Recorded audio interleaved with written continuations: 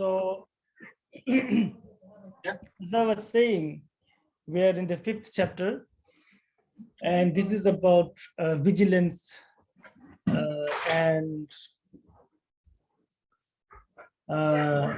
this is a type of practice that one should be aware from the beginning, about it. Thầy lặp lại cho mình đang nói về đang giảng về chương 5 về cẩn trọng và cũng là chánh niệm. Thì chánh niệm và cẩn trọng thì cái mình phải cần là có ngay từ lúc đầu rồi. Other practices like, for example, you may study you may read the Diamond Sutra or Heart Sutra, and yes, eventually you should be able to practice it. But if you cannot practice from the beginning, it's also okay. Thì thí dụ như là khi mà mình tụng kinh Kim Cang hay là kinh Bát Nhã thì đáng lẽ là mình phải hành trì nữa, nghĩa là mình phải tu tập theo cái kinh đó nữa. Nhưng mà nếu mà mình không có thể tu tập theo kinh đó thì nó cũng được, nó cũng không sao. But carefulness, being careful of one's physical and mental action, this we have to start from the start, from the beginning, or else we will accumulate merit, but we will also do a lot of mistakes, and this will sort of erode the merit, finish the merit off. Thì cẩn trọng hay là chánh niệm là mình phải có ngay từ đầu, mình phải tu tập ngay từ đầu. Tại vì nếu không khi mà mình gọi là mình tích lũy phước báo thì đồng thời mình cũng làm rất là nhiều việc sai lầm. Thì những cái việc sai lầm đó nó sẽ làm bào mòn đi cái phước báo của mình, thì từ từ mình sẽ bị mất tiêu dần phước báo. Sorry. So, from the beginning to watch one's action is extremely important. And here he talks about two types of action, physical and mental. Cho nên ngay từ lúc đầu thì mình phải chánh niệm, mình phải theo dõi cái hành động của mình, những cử chỉ của mình. Thì ở đây ngài nói tới cử chỉ hành động nó có hai loại, một loại là về thân, một loại là về tâm. And also then the antidote is also of two types, physical and mental antidote to carelessness. Thì đối với sự bất cẩn thì có cái sự đối trị cũng là hai thứ, đối trị về những thân hành và về tâm hành. One of the best antidote, which is mental antidote, is to think of Buddhas and Bodhisattvas and how they are always how they're always watching us, let's say that. Thì một trong những cái pháp môn đối trị mà tốt nhất đối với tâm hành có nghĩa là đối với tâm, những cái hành động của tâm thì là mình lúc nào mình cũng nghĩ tới là Phật và Bồ Tát always watching us. Yes. Lúc nào cũng theo dõi mình Well, the best way of having such carefulness, the best way of removing such carelessness is physically befriending a lama, living near a lama, being with a lama who is, a proper lama, and towards whom you have a lot of devotion and respect, and who makes you behave. Còn về những hành động của thân nếu mà mình muốn cẩn trọng và về thân á, và đối trị lại với lại cái sự bất cẩn của thân á, thì là mình phải có một vị đạo sư, đạo sư mà mình tôn thờ, mình tin tưởng, và một đạo sư hoàn toàn gọi là giống như là thanh tịnh á, có gương mẫu á, gương mực á, thì mình ở gần một vị đạo sư đó thì do có cái sự hiện diện của ngài thì tự nhiên thân mình nó được kiểm thúc lại, và mình sẽ cẩn trọng hơn, và mình sẽ có cái thái độ cư xử tốt hơn. So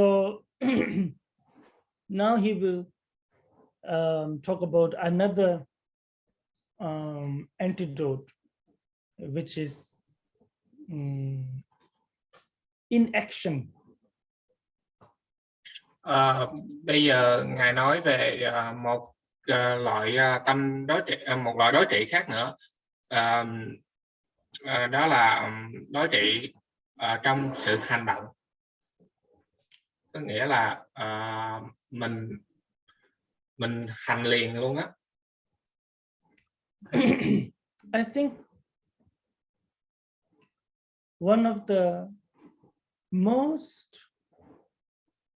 amazing teaching of Buddha is inaction, not doing anything.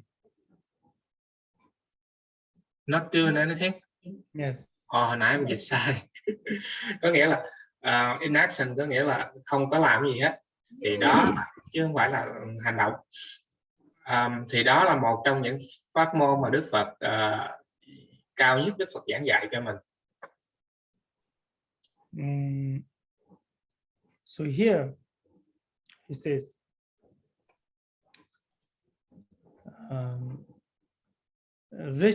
I think this is the stanza, right? So the previous stanza was counts the temper eagerness when the mindfulness is guarding the door of our mind, right? This is the one. Yeah. Yeah. Okay. Then the next is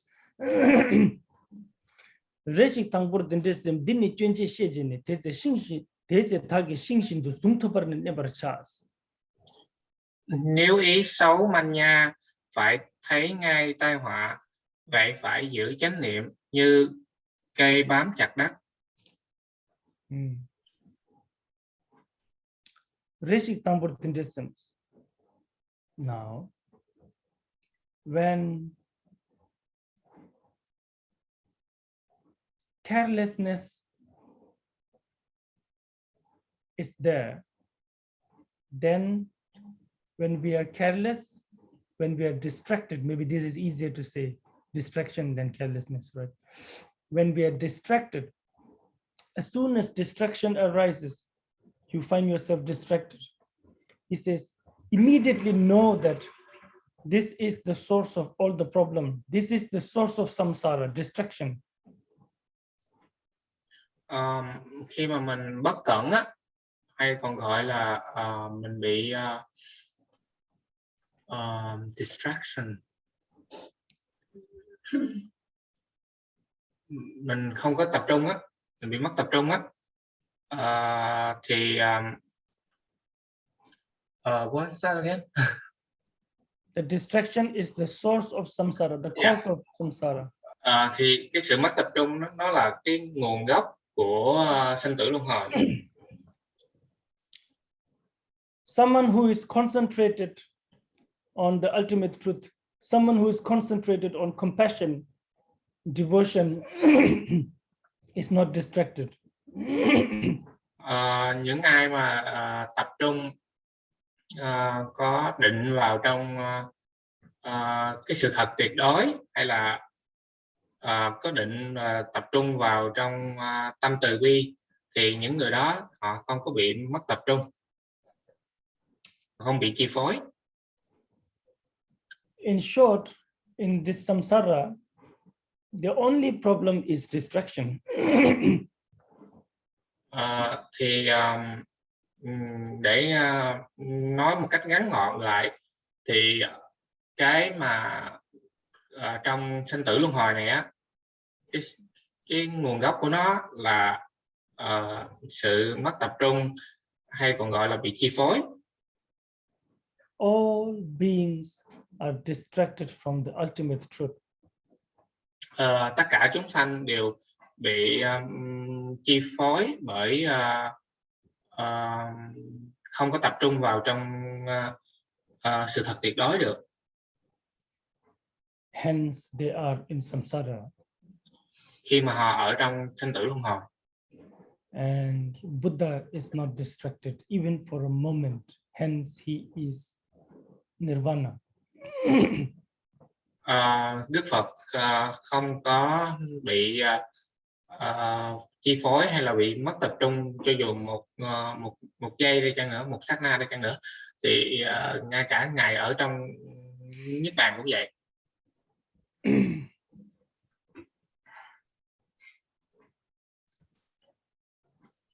So ultimately, concentration on the ultimate truth is what we need. Thì cái mà tuyệt đối nhất á, thì cho đối với mình á, là mình phải có cái sự tập trung hay là còn có định ở trong cái về sự thật tuyệt đối. This type of one-pointed knowing of ultimate truth is called prajnaparamita.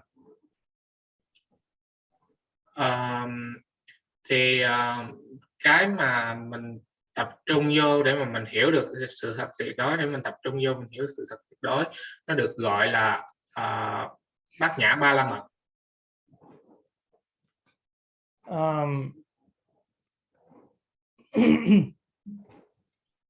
But Buddha understands that he cannot tell this to sentient beings from the beginning. Đức Phật hiểu được cái điều đó, cho nên Đức Phật không có nói cho tất cả diễn bài đó cho tất cả chúng sanh ngay từ lúc đầu. Buddha understood that before teaching renunciation, good conduct, and good mental attitude, and so on, he cannot teach prajnaparamita.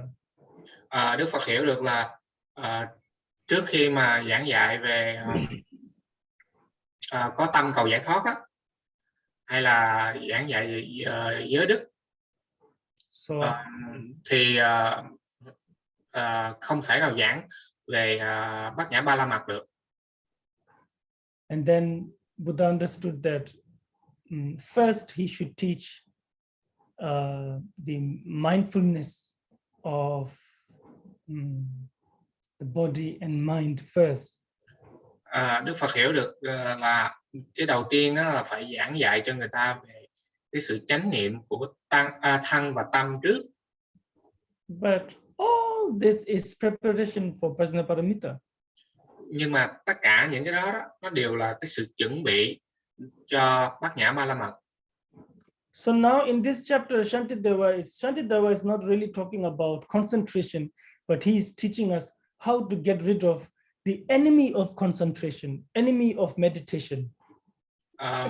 Thì ngài Tịch Thiên á, ngài giảng dạy đây á, là ngài không giảng dạy cho mình, ngài chưa he not or he haven't. It's not really, that's not the real main point.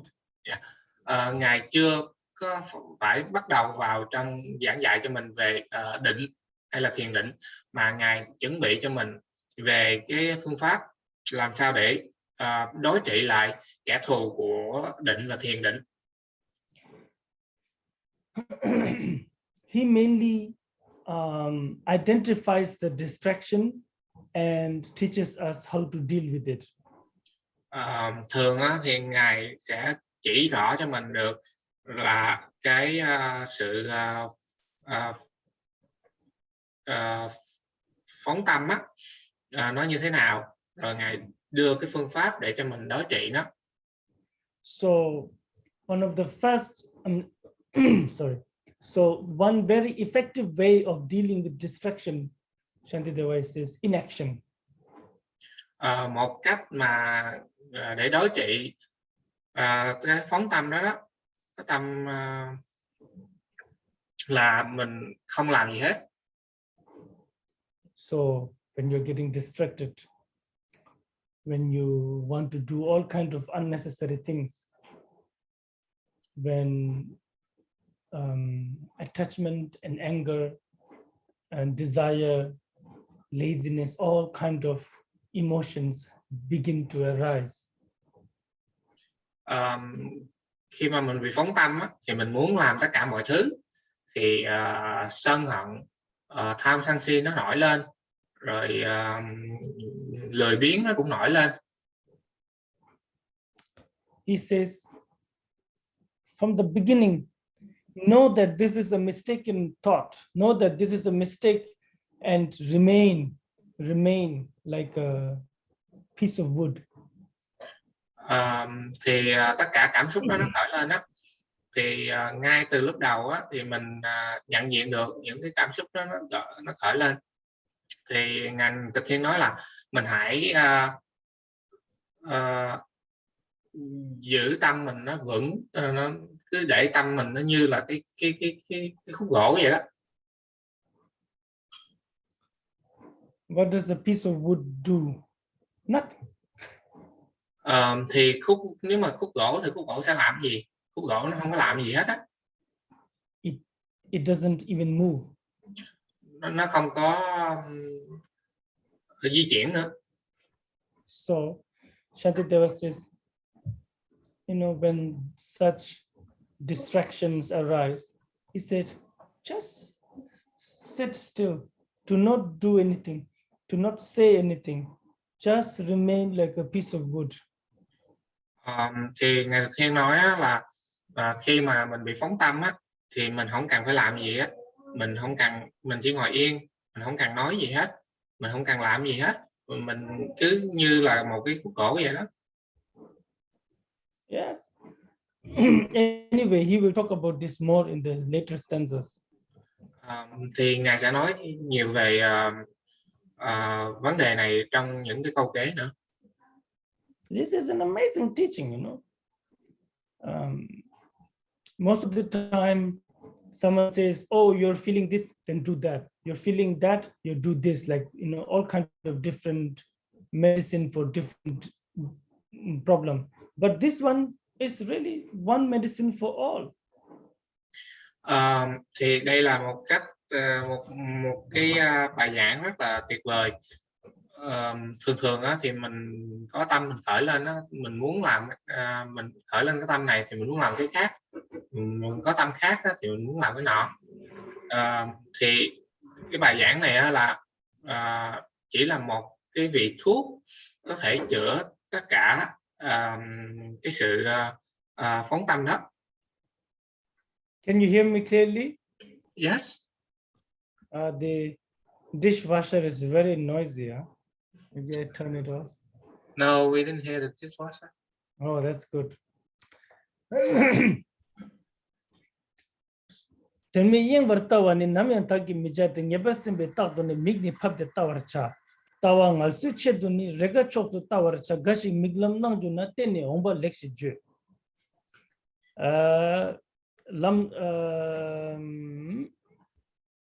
Lamso jikba takbe chir yanda yangdo chok shirta. Ngalso khani chirte ni jabji chokdo tawarcha. 3 stanzas. The next 3 stanzas. Không bao giờ nên nhìn giáo giác và mông lung, mắt thường nhìn thẳng xuống như trong lúc ngồi thiền, để cho mắt nghỉ ngơi, thỉnh thoảng nhìn trên trời. Khi có người xuất hiện, hãy nhìn thẳng chào hỏi. Trên đường nên đứng lại, nhìn rõ khắp bốn phương. Lúc dừng nghỉ dưỡng sức, hãy quan sát sau lưng.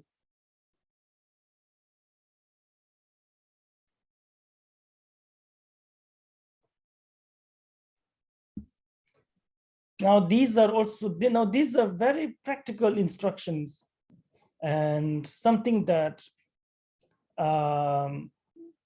is advised for beginners, not just beginners, advanced practitioners too. For example, monks and nuns are given this advice, and this is even a rule for them.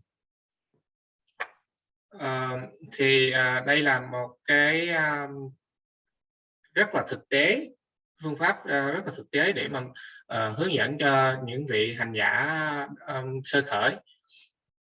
Nhưng mà không có chỉ những hành giả sơ khởi, mà những hành giả mà đã thuần thục rồi thì cũng nên hành trì như này. Thí dụ như là tu sĩ hay quý thầy hay là quý cô cũng hành trì cái này, mà chẳng những phải hành trì mà đây là giới luật của quý thầy cô luôn. Shantideva looks at,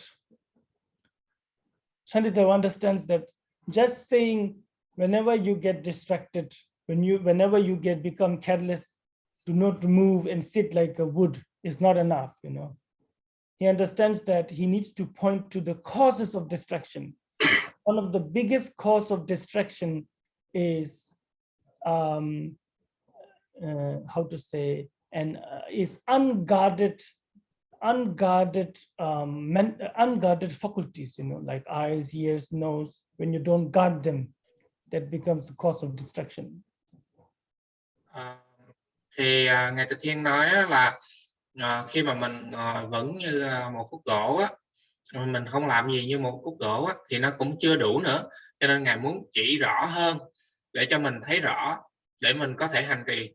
Thì Ngài chỉ cho mình thấy được á, cái nguồn gốc của thất niệm á, của sự tán tâm á, phóng tâm á, là do mình không có kiểm soát các căn, giống như là mắt, tai, mũi, lưỡi. Ngài hướng dẫn ở đây là vậy. Yeah. And among the faculties, among the faculties, the biggest sort of bringer of distraction is the eye faculty. Đối với tất cả các căn á, thì cái mà đưa đến cái sự tán loạn nhiều nhất á, là nhãn căn, là mắt á. Because form is most important. Form is the most attractive thing. Tại vì tướng nó rất là quan trọng, tướng nó là một cái sự thu hút, rất là thu hút. When we think of me, myself, we think of a form. Khi mà mình suy nghĩ về tôi và cái cá nhân của tôi, thì mình nghĩ về tướng. When we think of somebody else, we think of their face and their body first. Khi mà mình nghĩ về một người khác vậy, mình nghĩ tới cái diện mạo của họ, cái khuôn mặt của họ và cái hình tướng của họ. Look right now, which faculty is strongest in your body? Is it the seeing? Is it the hearing? Is it the tasting? Like this, you will see that the seeing is the most strongest right now. Thì bây giờ mình phải coi là cái căn của mình là cái nào mạnh nhất, cái giác quan của mình cái nào mạnh nhất, cái nghe, cái thấy, cái nếm, cái ngửi, thì cái nào mạnh nhất, thì cái thấy là cái mạnh nhất. You'll notice that to hear carefully, you have to close your eyes and do this. You know, you understand. But to see carefully, you don't have to close your ear, because this is more stronger. Tại vì nếu mà mình muốn nghe rõ hơn á, thường là mình lắng nghe rõ hơn, lắng nghe sâu hơn á, thì mình nhắm mắt lại rồi cái mình làm vậy nè. Còn đối với con mắt á, để mà mình nhìn thấy rõ hơn á, thì mình không có cần phải đóng cái lỗ tai mình lại để mà mình tập trung vào con mắt. Yeah. So form is strongest. So Shantideva talks about form here. Cho nên tướng là mạnh nhất. Cho nên Ngài Từ Thiên đang nói về tướng ở đây. He says, since we don't want distraction, since we don't want to be careless, yes, then do not always look around like this all the time, you know. Thì Ngài Từ Thiên nói là khi mà mình không muốn bị phóng tâm, mình không muốn bị bất cẩn, thì mình đừng có ngó giáo giác xung quanh. Yes, because more things you see, more thoughts it will bring in your mind. More thoughts, more chance of negative karma. Khi mà mình thấy nhiều á, mình thấy nhiều thứ á, thì sẽ có nhiều tâm niệm khởi lên, mà có nhiều tâm niệm khởi lên á, thì sẽ có nhiều nghiệp, có nhiều cơ hội để mà mình tạo nghiệp bất thiện.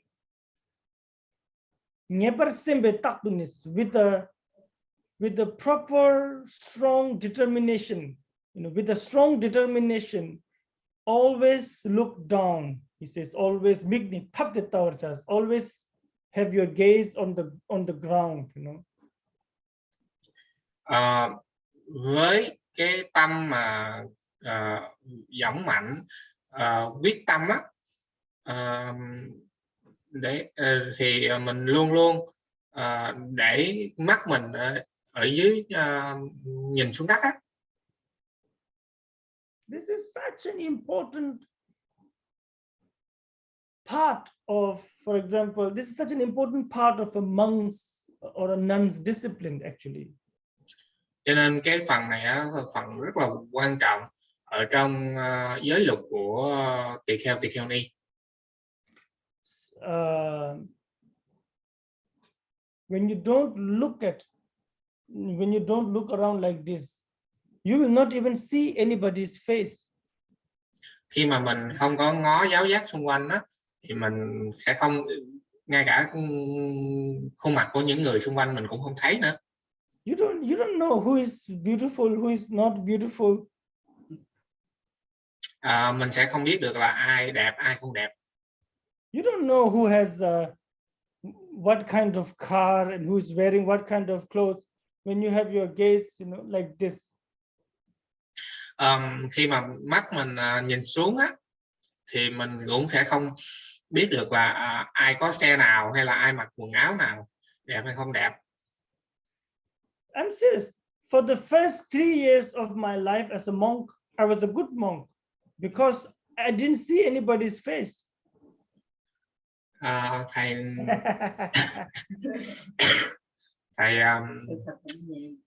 thầy serious là thầy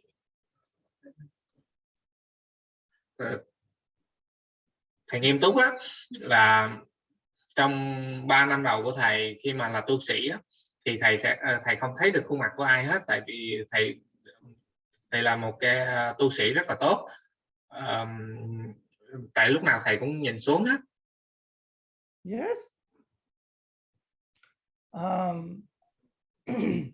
Which is why this is such an important discipline. For example, when this very, very beautiful girl came to see Buddha, she was so beautiful that princess and rich sort of sons of rich families would all come to see her, and she will dance and they will throw gold at her, like that. She was really, really beautiful. Even to this day in India, she's still famous. She was called Amrapali, Thì tại sao cái này, cái phương pháp này á, cái nhìn xuống á, nó trở thành giới luật và nó quan trọng như thế nào? Tại vì trong thời Đức Phật á, có một người nữ, cô rất là đẹp, đến viếng Đức Phật, thì có rất là nhiều vương tôn công tử đến để mà chiêm ngưỡng cô, nhìn ngắm cô á. Thì khi mà cô nhảy múa rồi này kia, họ thải vàng lên để mà họ cho cô á. Thì ngay cả thời bây giờ, hiện tại bây giờ, thì tên cô cũng rất là nổi tiếng, vẫn còn nổi tiếng. Tên cô là what's her name again? Amrapali.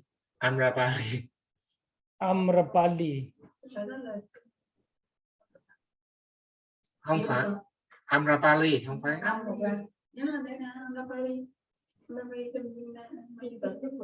Không phải, Vimaka là khác, còn này cô người nữ mà. Tên một kỹ nữ thành viên Amra Bali. Amra là kinh Vimaka.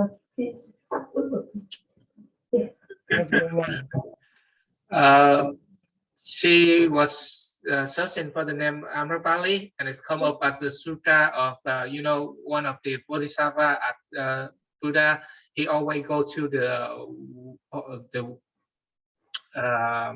the horse house and liberates all the prosecutor. Which is the sutra? Vimalakirti Sutra. Yeah. So Buddha saw Amrapali coming from far away. Then he tells his monks, bind your faculties. Which means monks, be careful. Amrapali is coming. Thì khi mà Đức Phật hay tin là Amrapali đến viếng thăm á, thì ngài thông báo với lại tăng chúng là quý thầy phải cẩn trọng với lại cái căn của mình. Yes. Which means don't look, be careful, Amrapali. Who will get distracted in front of the Buddha? But she was so beautiful that he had to tell the monks, oh, be careful. But when he says be careful, he means look down, like that. When you laugh, don't show your teeth, be careful. Tại vì tại vì khi mà mọi người đến trước Đức Phật á, thì thường là không có ai bị tán loạn hết á. Nhưng mà đối với Amrapali đến á, thì bởi vì cô quá đẹp đi, cho nên Đức Phật phải nói với tất cả các vị tỳ kheo á, là phải cẩn trọng đây là phải nhìn xuống, và khi mà cười thì cũng phải che miệng lại, đừng để hở hàm răng. Of course, these days, if you walk like this, people will think you're crazy. Đương nhiên là thời bây giờ nếu mà mình đi như thế này á, mình đi mà nhìn xuống vậy đó, thì người ta sẽ tưởng mình là khùng. But definitely we should reduce looking around so much. Nhưng mà đương nhiên là mình phải giảm cái vấn đề là mình nhìn giáo giác xung quanh lại.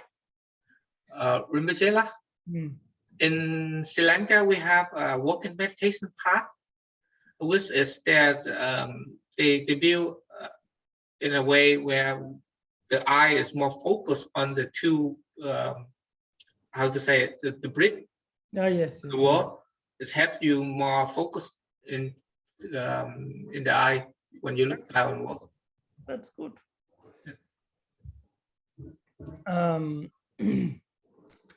But he says sometimes don't be too. But then again, Shantideva knows that some people are going to overdo it. Thì đôi lúc á, Ngài Từ Thiên cũng biết là có những người họ sẽ hành quá mức đi, có nghĩa là hơi cực đoan á. But it says sometimes to relax the eyes, look right and left like this. Sometimes it's okay. It's not only okay, it's important that you do that. Thì Ngài nói đó là đôi lúc mình cũng phải thư giãn cái con mắt mình ngó qua bên phải, mình ngó qua bên trái. Nó rất là quan trọng phải làm điều đó, tại vì cho mắt nó được thư giãn. And you see some people, don't ignore them. Just say,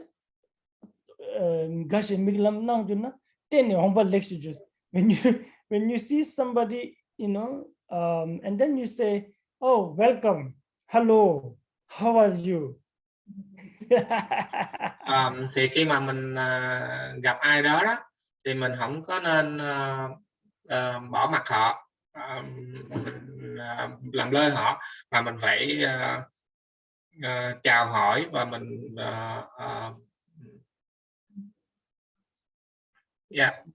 mình thân thiện với họ. Yes, because this is also important, not to become a strange person in the society also.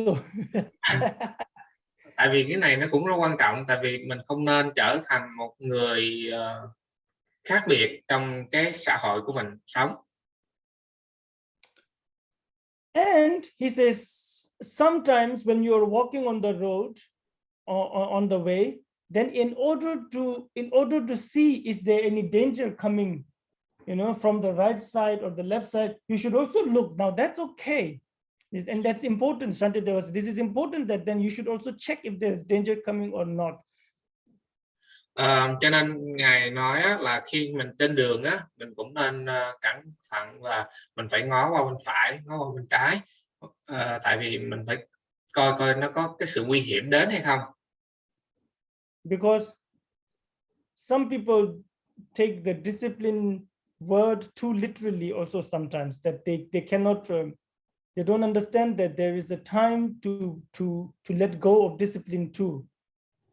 Tại vì có đôi lúc có những người họ hiểu theo sách vở hay là theo từ ngữ của giới luật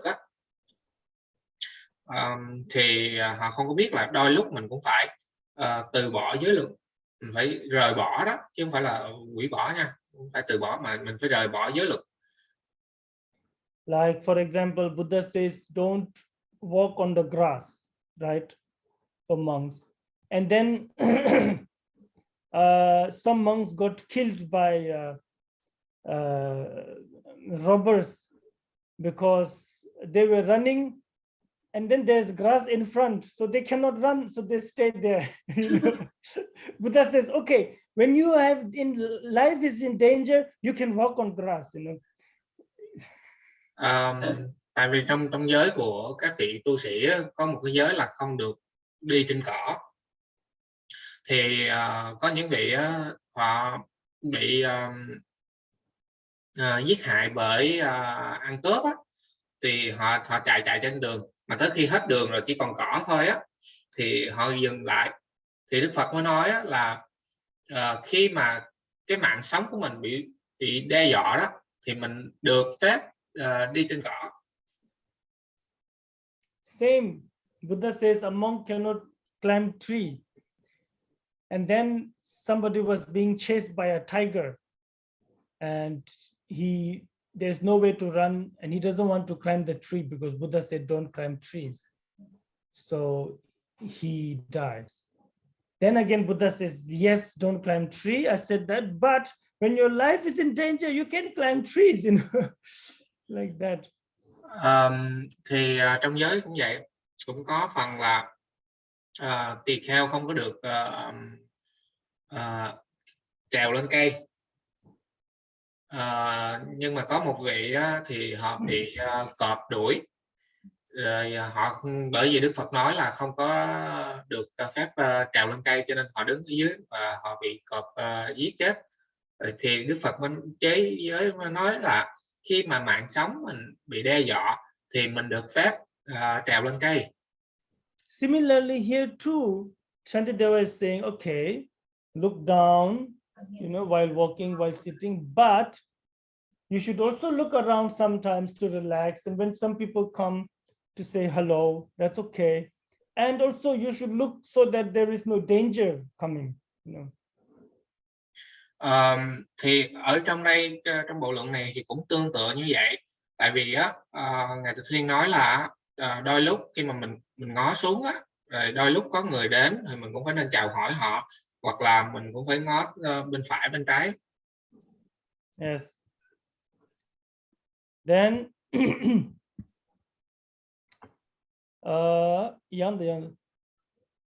and also and so sometimes when you're relaxing, when you've been walking, you want to relax, and then again also you can just sort of look back and forth also, even though there is no danger, that's okay. Khi mà mình hành trì xong rồi á, mình muốn thư giãn á, thì mình cũng có thể ngó qua phải, ngó qua trái, cho dù nó không có sự nguy hiểm, giống như ở phía trước nó, đằng trước nó, thì nó cũng được chứ không sao. Because when you're resting, when you're sitting and then looking back and forth like this has important purpose. He will talk in the next stanza. Tại vì khi mà mình ngồi mình nghỉ ngơi á, thì mình ngó qua phải, ngó qua trái, ngó trước ngó sau á, nó cũng rất là quan trọng. Cho nên Ngài sẽ nói ở những câu kế. Dinda jabdo ta chene do amyana ong jade. Tedar nekap thamche du gobashene chebrachas. Next stanza. Kiểm tra kỹ trước sau rồi nhận định hoàn cảnh, tùy nhu cầu hành động mà tiến tới hay lui. Yes. Another important sort of discipline of carefulness, being careful, is again and again checking what you're doing. You know, you may be doing something without even thinking, you know. So he says, you know, you sometimes rest, look in the front, look behind and think, does it even make sense that I'm going here? Do I really need to go here? You know, should I go back? He says, analyze like this. Do I have to go there today? Một trong những cái sự quan trọng của sự thực hành về cẩn trọng là mình phải theo dõi tâm mình.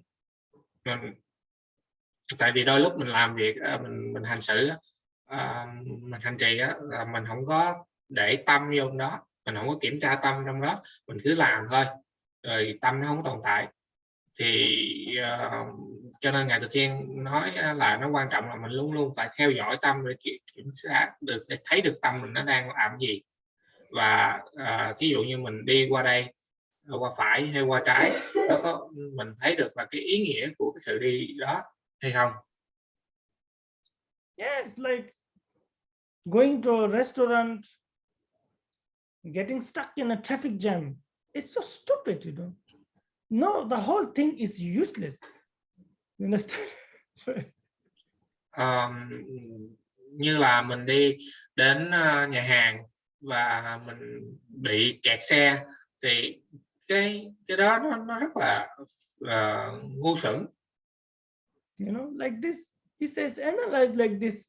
Whatever I'm doing, do I really need to do this? Do I really have to go there? You know. Cho nên Ngài nói là khi mình làm cái gì mình cũng phải phân tích là cái đó mình có cần thiết hay không, mình có nên đi hay không. Yeah. Similarly, he says, in whatever we do, we should analyze this. Like, if I'm eating something now, do I have to eat this again more? Or do I have to, if you're saying something, do I have to say something more? Does it even make sense? You know, like that. So in whatever you do it with the purpose. He says, do it with the purpose, do it knowingly. You know. Thì thí dụ như là khi mình ăn thì mình có cần, mình nghĩ mình phân tích là mình có cần ăn thêm hay không, hay mình nói mình có cần nói thêm hay không. Thì khi mình làm cái gì thì mình phải làm với lại một cái lý do, một cái mục đích, hoặc là mình phải làm với lại một cái tâm biết, nhận biết. Yes. Then the next is the luchi didar neja chawa done tenini kapsu ludi jita nepa inche tower chas. Two stanza together. One. In all two. Okay. Sem ji lanchin nyo bani chola sem be kachin la jidar takba michur wa tedar be be kunji tas. Trước khi ta hành động, nếu ý thức rõ ràng đây tư thế của thân, và trong khi hành động cũng luôn luôn quán xét tư thế của thân mình. Cũng vậy, thường quán xét tâm ý như voi điên, buộc vào trụ chánh niệm, không cho nó chạy loạn. Không cho nó chạy loạn. What does that mean? Not allow it to run everywhere. If I say to a Vietnamese, "Kom jo lao, jen lao," I don't think they understand what I mean. Of course not, because your pronunciation is not correct. I know. All right. So,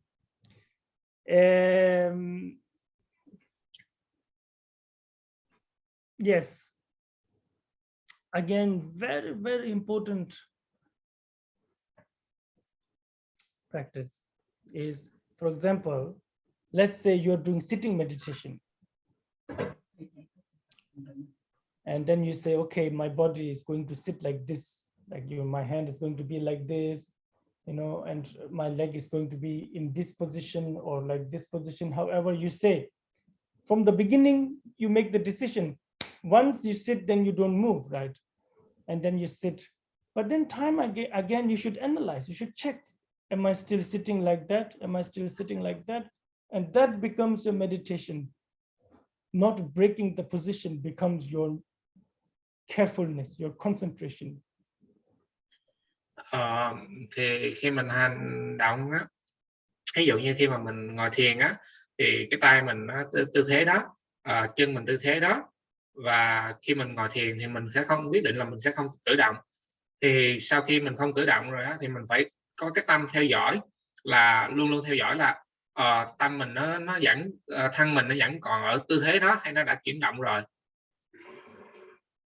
Yes. Or when you're walking, when you're walking, or when you're talking, or when you're eating, or whatever you're doing, you should be careful of what your body is doing. And you make a decision that this is how my body is going to be. When I'm sitting, I'm going to sit like this. When I'm walking, I'm going to walk like this. You make a decision and then check again and again.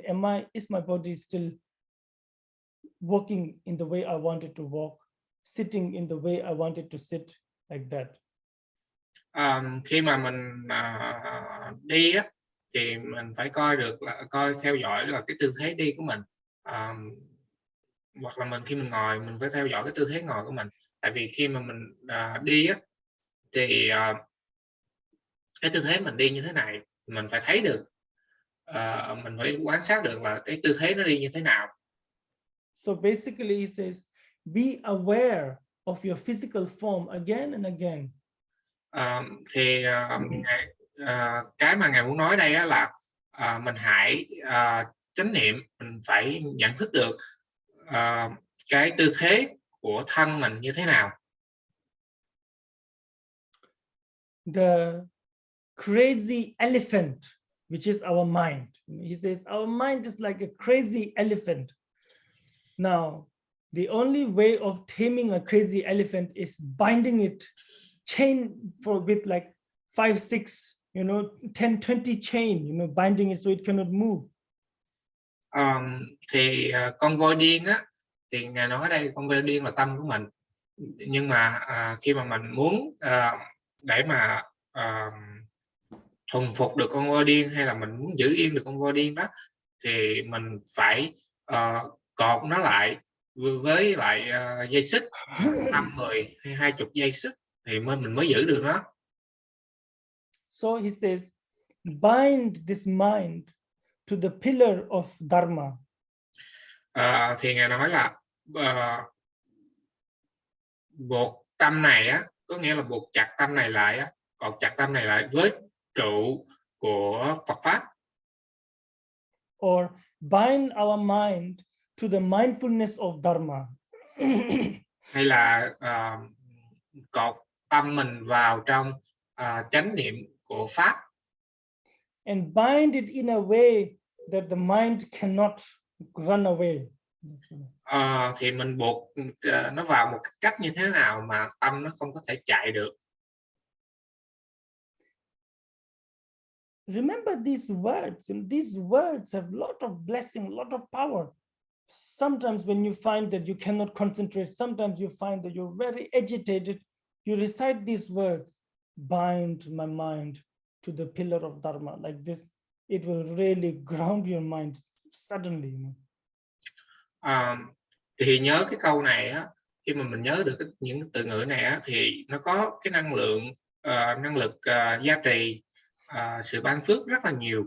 Cho nên khi mà mình bị tán loạn á, thì mình tụng câu là buộc tâm mình vào trụ chánh niệm của Phật pháp. The next stanza. Yes, see, I told you from the beginning that the biggest enemy to meditation, yes, is the distraction, right? It's the carelessness. So he says, "Chine tingzin zumbani keji chikjam mechorwa thagi ite kharchuche thedara hila sosor tax." Thì cái câu kế hồi nãy lúc đầu nói là cái kẻ thù lớn nhất của sự tu tập thiền định đó là sự tán tâm. Thì câu kế ngài nói là người tu tập thiền định luôn luôn giữ chánh niệm, thường quan sát tự hỏi tâm ý mình ở đâu. Yes. Especially those who want to accomplish meditation, who wants to have shamatha and vipassana, you know, for you it is utmost important that you make sure your mind is not distracted even for a moment. Thì người mà tu tập thiền định mà muốn thành tựu được thiền chỉ hay thiền quán á, thì đối với họ rất là quan trọng là họ phải giữ được tâm chánh niệm, không có bị tán loạn cho dù trong một khoảnh khắc. And sorry. Analyze again and again, not only during the meditation, but during post-meditation. What is my mind doing? What is my mind doing? Analyze again and again. What am I thinking? That's what it means. See, what am I thinking right now? What am I thinking right now? Try to get to it. Không chỉ những là khi mà mình ngồi thiền thôi, mà ngay cả khi mà mình ở những cái tư thế thiền khác, giống như là đi thiền hành á, thì mình cũng phải luôn luôn theo dõi tâm và để thấy được là tâm mình đang làm cái gì, tâm mình đang làm cái gì. Very, very, very profound advice, this one. Câu này á, cái sự lời khuyên này á, rất là sâu rộng. I really, you know, you and me, we are all, we have all taken Bodhisattva vow. So it is guaranteed that we will become Buddha. And it is guaranteed that we will have to practice like this one day. There is no way. Thì thầy với tất cả mọi người đây đã nhận giới Bồ Tát, thì chắc chắn là mình sẽ một ngày nào đó mình sẽ trở thành Phật. Thì vì lý do đó cho nên chắc chắn một ngày nào đó mình phải tu tập những cái phương pháp ngài Tịch Thiên giảng dạy ở đây. Now, how long does it take? How long does it take to become Buddha? Depends on this, whether or not we practice like this or not. How long, you know, the lazier we are, longer it takes. Thì câu hỏi đặt ra là trước bao giờ mình mới thành Phật? Nó sẽ bao lâu mình mới thành Phật? Thì nó phụ thuộc vào là cái sự siêng năng hay là sự biếng nhác của mình ở đây. Mình có thực hành những gì được hướng dẫn trong đây hay không? Oh, maybe, I don't know, Sung or Nga or somebody become Buddha already, and we are still studying like this. You don't know. Cho nên có thể là Sương hay Nga đã thành Phật rồi mà mình vẫn còn ở đây mình học bộ luận này. Yeah. You know, maybe in our previous life long time ago, we were studying together with Shakyamuni. You know, me joking like this. Now he become Buddha. We're still here. Cho nên có thể là ở đời những đời trước á, mình cũng học bộ luận này chung với lại ngài Thích Ca Mâu Ni Phật, mà ngài đã trở thành Phật rồi mà mình vẫn không phải, mình vẫn đùa giỡn trong cái lúc mà mình giống như bây giờ mình học mình vẫn đùa giỡn nè, cho nên mình giờ ngài đã thành Phật rồi mình vẫn còn hỏi đây không. Yes. Jigda gadin so del war kalte mili chidir cha didar jimbe chidim tangnum jagbar song. Lúc nguy khi lễ lạc hoặc trong khi bố thí khó giữ được chánh niệm nên buông giới hạnh nhỏ. Yes. This is what we already talked about before, right? When Shantideva says when there is a danger, you know, and you cannot keep the discipline, then it's okay, he says. Or like when there's a danger, like what to say now?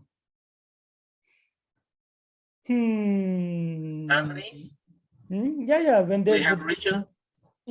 there's a danger that you might get knocked by a truck, so then you should look, where is while you're driving, you should look back and forth, front and back, wherever. It's okay. This is allowed. Thì cái câu này ở đây mình đã nói ở phần trước rồi, có nghĩa là khi mà mình gặp nguy hiểm thì lúc nguy á thì mình có thể buông bỏ giới luật, hay là khi mà mình trên xe, mình lái xe, mình có chiếc xe tải nó qua thì mình cũng phải coi trước coi sau để mình tránh cái sự nguy hiểm thì nó cũng được. Or there is a party, somebody is getting married, you're invited, you don't go there and sit like this and say, oh, we are all going to die, like that. No, you relax a little bit. They give you something to drink and eat, and you drink. Oh, where are you from? It's okay, he says. In those times, it's okay. Thì khi lễ lạc á, có nghĩa là khi mà có tiệc tùng á, hay là có ai có đám cưới á, thì mình không có thể nào mình ở tới đó mình ngồi yên vậy giống như là người nào chết vậy, mà là mình phải thư giãn, mình chào hỏi mọi người, họ đưa thức ăn thức uống cho mình thì mình vẫn nhận và mình vẫn nói chuyện với họ bình thường. Yes. If you cannot practice during such times, then just be natural, he says. Chidarcha, meaning be natural. Do whatever is possible in these cases. Khi mà mình không có thể giữ được cái sự tu tập và chánh niệm á, trong những cái thời điểm đó thì hãy hành xử một cách tự nhiên. Mình hành xử như thế nào mà mình cảm thấy được là nó thoải mái mình với mọi người. Because this will create more problem, for people. Tại vì nếu mà mình tu tập như vậy đó thì nó sẽ tạo ra nhiều vấn đề hơn với mọi người nữa. So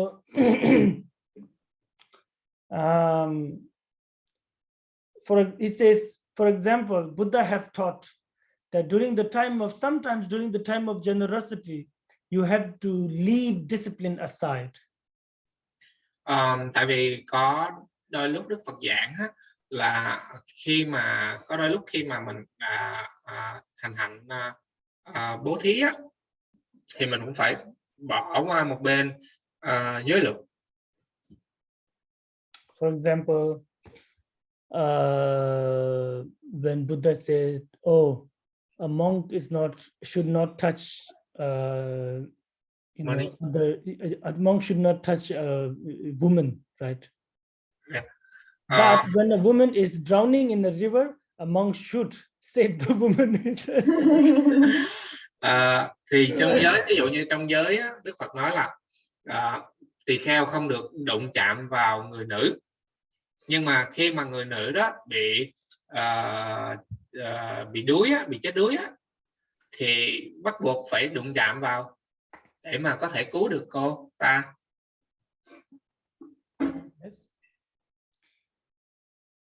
This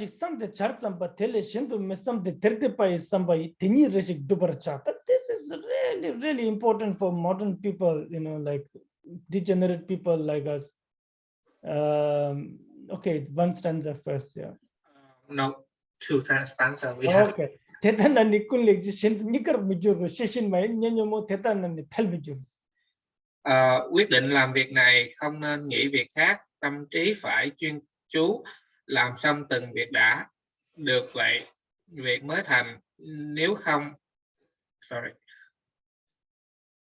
nếu không thì hai việc chẳng việc nào hoàn tất, chánh niệm chẳng gia tăng.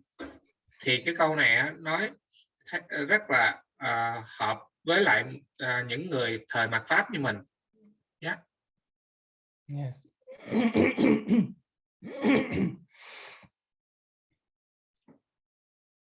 This is really important because this is another big cause of distraction. Thì câu này rất là quan trọng, tại vì đây là một trong những cái sự ảnh hưởng lớn, với lại nguyên nhân ảnh hưởng lớn để mà đưa mình đến cái sự tán tâm hay là không cẩn trọng. Doing things unnecessarily. Làm những việc mà nó không có cần thiết. And not finishing what we start doing. Và không có hoàn tất những việc mà mình đã bắt đầu làm.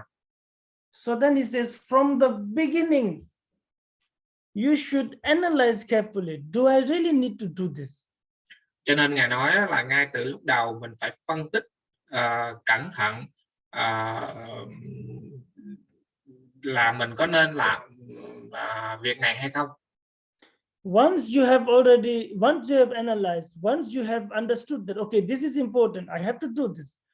Once you start, then until you finish that work, do not think of any other work, he says. Tell you to miss some this. Only thinking one-pointedly on this.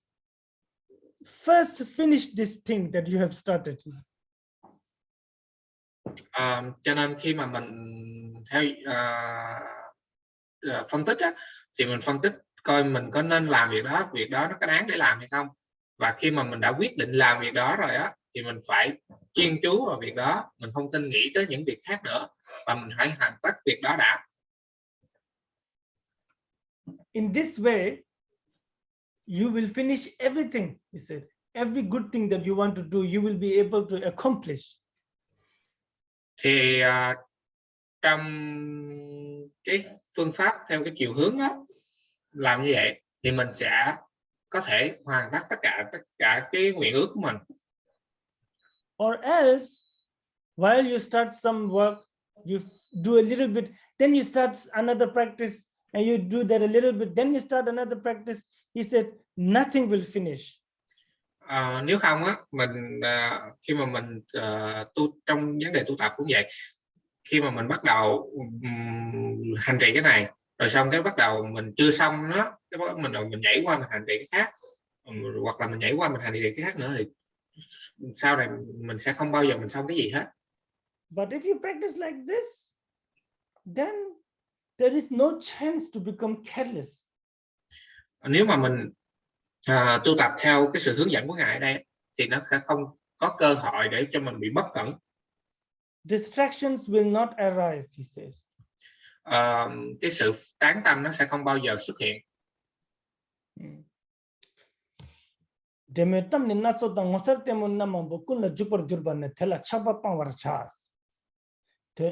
Yeah, next stanza.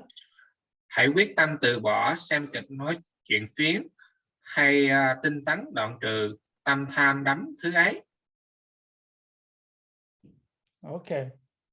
But he says, do not be a difficult person too, you know. Ngài nói là cũng không trở nên một người khó khăn. Meaning, sometimes you should gossip. Đôi lúc mình cũng phải nhiều chuyện. When you meet a person who is sick, whose business is down, who has no sort of, whose wife run away like that, you know, we've been a big problem. then you don't go there and say, oh yes, everything is suffering. No, you say just gossip a little bit. First when they need gossiping, really crave for it, then you don't go and throw dharma in their face, but you just gossip a little bit. Oh, he did that, she did that. But while gossiping, do not be attached to the gossip. So do it for the benefit of the person. Khi mà mình gặp một người bị bệnh, hay là một người bị tâm họ bị xuống tinh thần bởi vì công việc kinh tế của họ nó bị xuống, hay là người bị vợ bỏ theo trai phải nói run away thôi, không có tiếng trai xem vô cho nó giống cái gì, thì mình được mình không nên đến với những người đó rồi mình nói về Phật pháp cho họ, những chân lý của họ, đây là nghiệp lực, hay là đây là những cái chướng duyên này kia nọ, mà mình có thể ngồi đó nói chuyện phiếm với họ, có nghĩa là mình nhiều chuyện, những chuyện đó với họ để mình tâm sự với họ, nhưng mà mình không được bám chặt vào trong cái câu chuyện, trong cái sự nhiều chuyện đó. And sometimes you have to look at like a dance show, singing show, or all kind of, but I don't know, like whatever people want you to see, that they say, please come, we prepare something, it's people are going to dance and they want to show you. Then also don't say no, I don't want. Just say, just go, if but don't be attached to what you see. Just watch it like a illusion, like a magical show. Hay là khi mà mình được nhận lời mời, là có những người họ họ gây dựng những cái buổi tiệc, những cái nhạc hội, khiêu vũ rồi này kia, thì mình vẫn nhận lời mời đến, chứ mình không có từ chối, để mà mình, nhưng mà mình cũng không được chấp vào đó, mà mình phải là mình coi nó giống như là một cái sự ảo tưởng vậy đó, ảo ảnh vậy đó.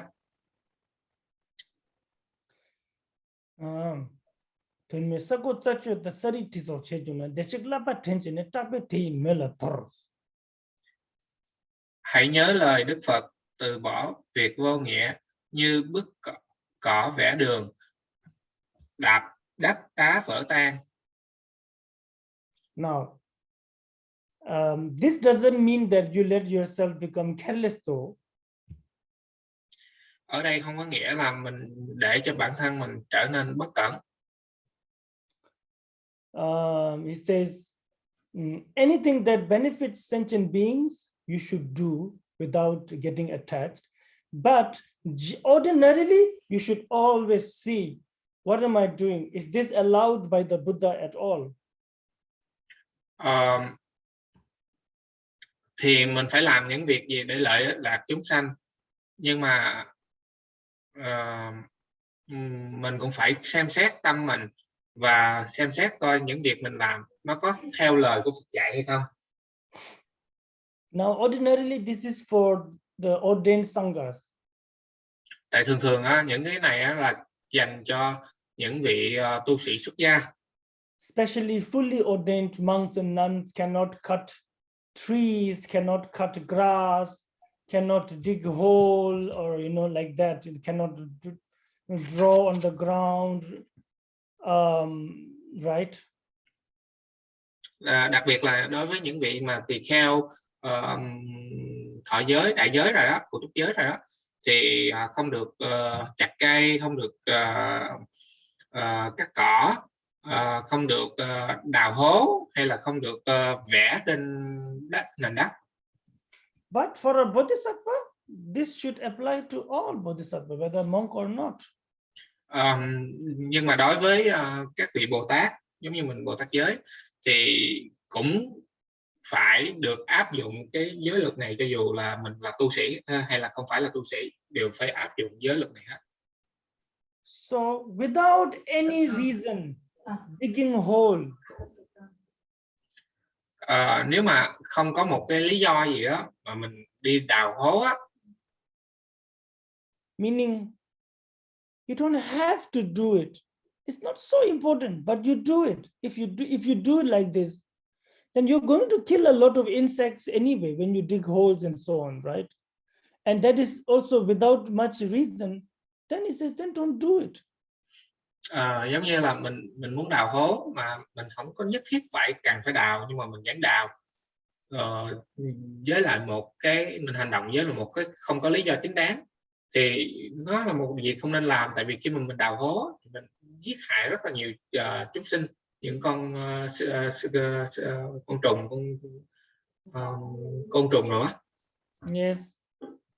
Or cutting grass unnecessarily, rearranging the ground, drawing something on the ground, because there are many insects going around, you know, and you kill them unnecessarily.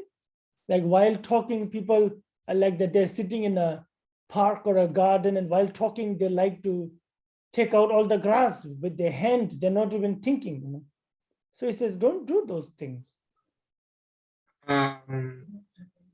Thì giống như là cắt cỏ hay là tại vì khi mình cắt cỏ mình cũng giết hại rất là nhiều chúng sanh, tại chúng sanh hay chạy vòng vòng á, những con trùng hay chạy vòng vòng á, hoặc là những người họ ngồi xuống họ nói chuyện ở trên thảm cỏ, rồi họ cái thói quen của họ cứ nhổ cỏ đó, thì cái đó nó vô nghĩa.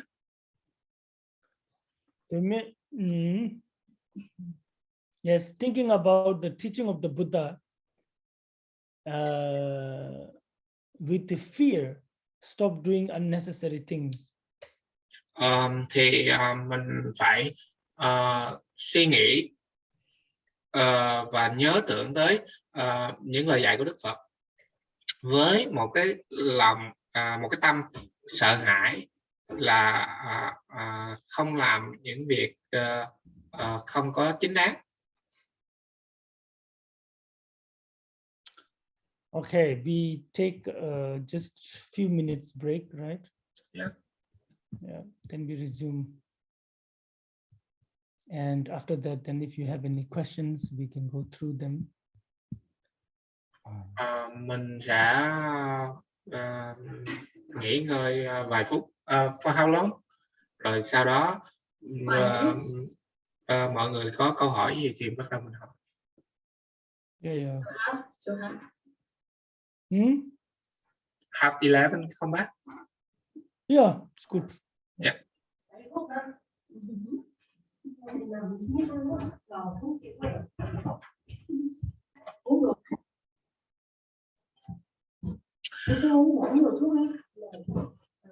Ramazela? Yes. Soon as, can you teach us the Heart Sutra? Yeah. So if I time and we have one session or two sessions teaching on the Heart Sutra. Yeah. But these other people can attend. You know that, right? Yeah. Yeah. So you can make it available, but I'm not sure if the Vietnamese like Zoom so much. We wait until because if we get the house, then you can come over and keep teaching on Heart Sutra. Yeah. When are you trying to do that? We tomorrow we see the house, and then we waiting for a reply from the bank. Sleep in the house at least one night beforehand. What do you mean?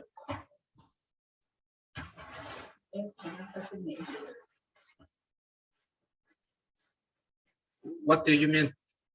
Can you sleep there for one night before buying? No. Đấy thầy nói là ngủ coi có bị gì không á. Ghost spirits.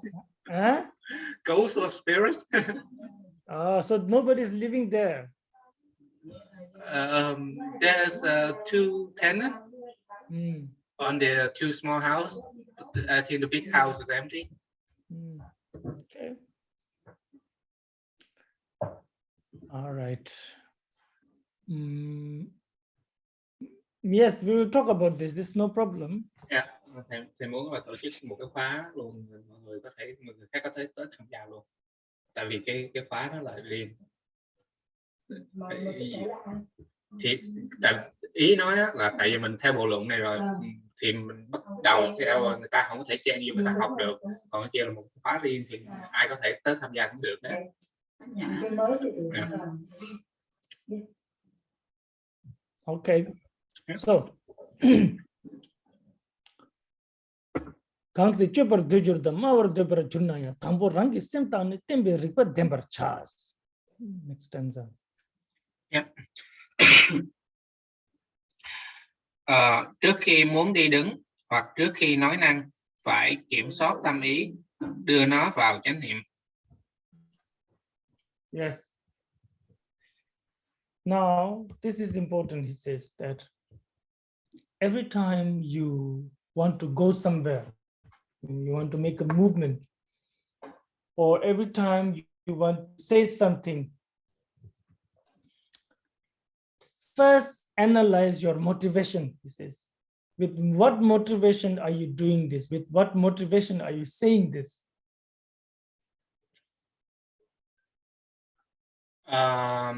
Khi mà mình muốn đi đâu, hay là mình muốn cử động, hoặc là mình muốn nói cái gì, thì việc đầu tiên là mình phải kiểm soát lại cái động cơ của mình, tâm ý của mình á.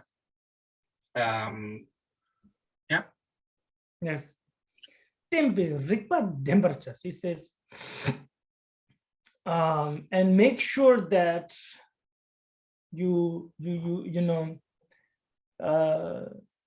tempe rikpa dembarchas, meaning make sure that you only do it out of good reason. You only say things out of good motivation, good reason. Và mình phải chắc chắn là mình chỉ làm hành sự hoặc là mình nói ra với lại cái động cơ tốt. Now,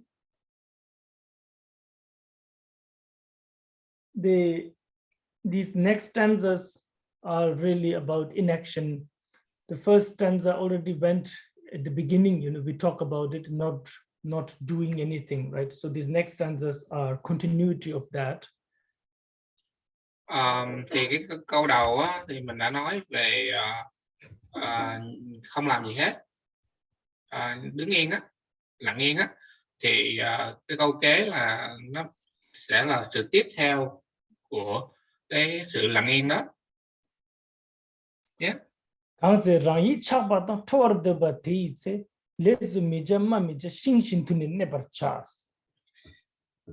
Nếu ý khởi tham ái, tâm manh nha nổi giận, hãy tạm dừng nói, làm như cây đứng lặng yên. Now, when you analyze your mind and you find that, oh,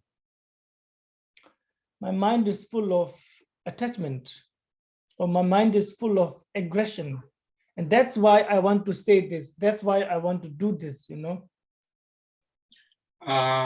Khi mà mình phân tích tâm ý của mình á, mình thấy được là tâm mình á, nó đầy dẫy sự bám chặt, hay là nó đầy dẫy sự sân hận, thì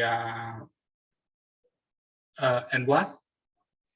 That's why I want to do this, or that's why I want to say this, right? When you analyze, understand that. Yeah. Và khi mà mình phân tích như vậy rồi thì mình hiểu được là lý do tại sao mà mình muốn làm như vậy, lý do tại sao mình muốn nói như vậy. Do not do anything out of such motivation. Do not say anything out of such motivation. Ngài nói là hãy không làm gì hết với lại tại vì mình có cái động cơ như vậy, động cơ bất thiện á, không nói gì hết. Remain like a piece of wood. Hãy tĩnh lặng như một khúc gỗ. Just sitting like this. Hãy ngồi lặng yên. Goethe kashar chepam khalde ngajak jak dempam sangrupai sambata khalde churjin lusem sam kaunse thapte lur lempam shenla mepa nitani sheche jedan chejurba tezi shingshin nebar chas. Next two stanza. Khi tâm ý lăng xăng, ngạo mạn hoặc kiêu căng, tự mãn hoặc thô bạo, lém lĩnh hoặc lừa dối, tự khen và chê người, nói những lời khinh bạc, nói những lời gây gổ, hãy như cây đứng im. When you when you find that you're very agitated, Gopa is you're hyperactive, so you're careless right now, or when you want to tease somebody, make fun of someone. Khi mà mình bị lăng xăng á, mình muốn làm rất là nhiều thứ, hoặc là khi mà mình muốn chọc ghẹo ai đó. When you find that you are full of pride and arrogance, and when you find that you want to criticize, talk about the fault of other people. Khi mà mình đầy dẫy kiêu mạn và cao ngạo á, hoặc là mình muốn chỉ trích lỗi của người khác á. When you find that you want to what does it say in the Vietnamese, the next line, the fourth line? The fourth line, when you want to deceive the other. Yeah. So when you want to deceive others, what is this Churjin? Anyway, so when you want to deceive others, or when you want to, when you want to praise yourself, when you want others to praise praise yourself, your people are very clever, so either some people praise themselves, they are not so smart. The smart people make others praise them. They say something like, "Oh yeah, I did that, but I didn't do it well." And then someone says, "No, you did very well." Like that. They're very clever. So when you want to do that, when you want to play such games, khi mà mình muốn lừa dối người khác, hoặc là có những người họ tự khen mình, hoặc là có những người họ thông minh hơn là họ tìm cách cho người khác khen họ, thì hoặc là họ thường nói là thì cái người tự khen mình là tệ rồi, mà cái người kia, người mà tìm cách tự cho người khác khen mình đó, tại vì họ thích vậy đó. Họ giống như là họ nói là tôi mới làm việc này nhưng mà tôi làm chưa có tốt. Cái người mà kia đó, họ sẽ nói là không, anh làm rất tốt rồi. yes, Để cho người ta khen mình đó. And when you find that you want to say something bad about others, hoặc là khi mà mình nhận diện ra là mình nói xấu người khác. When you find that you want to say harsh words to others, hoặc là khi mà mình nói lời thô bạo với người khác. When you find that you want to come between two friends and family, and sort of brother sister or a teacher student, like that, you want to come between them, and separate them. Hoặc là khi mà mình muốn chia rẽ người khác, giống như chia rẽ bạn bè của mình ở chính giữa để chia rẽ bạn bè, hay là ở chính giữa để mình chia rẽ gia đình, anh chị em á, hay là giữa thầy trò cũng vậy, mình là người chính giữa để mà mình chia cách họ ra. Do not do anything, do not say anything, remain like a piece of wood. Khi mà có những cái tâm đó nó khởi lên á, thì mình không có làm gì hết, mình tĩnh lặng, mình ngồi giống như là một khúc gỗ. Really precious advice, Cái câu lời khuyên này rất là quý giá. all these things. For example, before he said, look down, right? Look down. You tried that. Let's, go to a place where usually you'll really like to go. Usually that's always sort of, something that attracts you there. But this time, look down, just mostly look down and just make a round of that place. You find that, you will have a very different experience this time. Thì hồi nãy á, nói là khi mà mình nhìn xuống á, thì mình hãy làm cái đó, nhưng mà mình làm với các phương pháp như vậy nè. Mình hãy đi tới cái chỗ mà mình rất thích, thường thường mình thích ngó qua ngó lại, giáo giác mọi nơi á. Mà mình thử lần này là mình đi tới đó, nhưng mà mình nhìn xuống rồi mình đi, thì mình sẽ có một cái trải nghiệm khác. Yes. Similarly here, next time when we really get angry, when we really or when we want to deceive somebody, or maybe this is very difficult, when we want to criticize someone, just remember this, what Shantideva said, and try to remain. Yeah. Thì cũng tương tự như vậy. Ở trong đoạn này thì nói đến là khi mà mình nổi giận, hay là khi mà mình muốn lừa gạt ai, hay là hoặc là khó nhất là khi mà mình muốn chỉ trích ai đó, thì hãy làm theo lời hướng dẫn của Ngài Tịch Thiên là cứ tĩnh lặng như một khúc cây.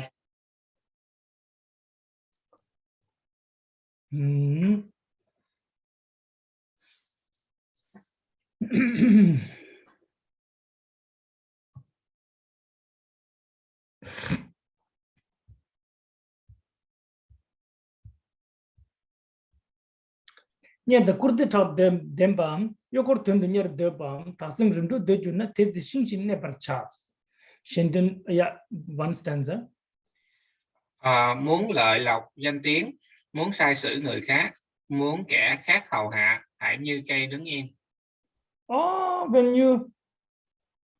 you find that you are really trying to take advantage of somebody, and when you want them to give you wealth, when you want them to give you respect, when you want to have a lot of servants and big mansions and so on, when your mind wish that, I wish other people will serve me, they all come under me like that. When you have such thought, then it's remain like a piece of wood.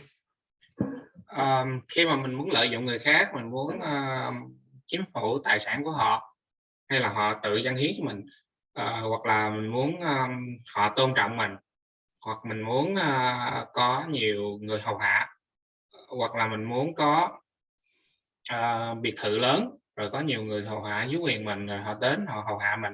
Thì khi mà mình có những cái tâm niệm như vậy, thì hãy tĩnh lặng và như một khúc gỗ. These are all really bad for Bodhisattva. Tại vì tất cả những cái tâm niệm nó rất là tệ hại đối với một vị Bồ Tát. The more, because these type of motivation keep us engrossed, to keep us obsessed with ourselves and our happiness. Tại vì khi mà mình có những tâm niệm này, thì mình bị obsessed, that you keep thinking about it.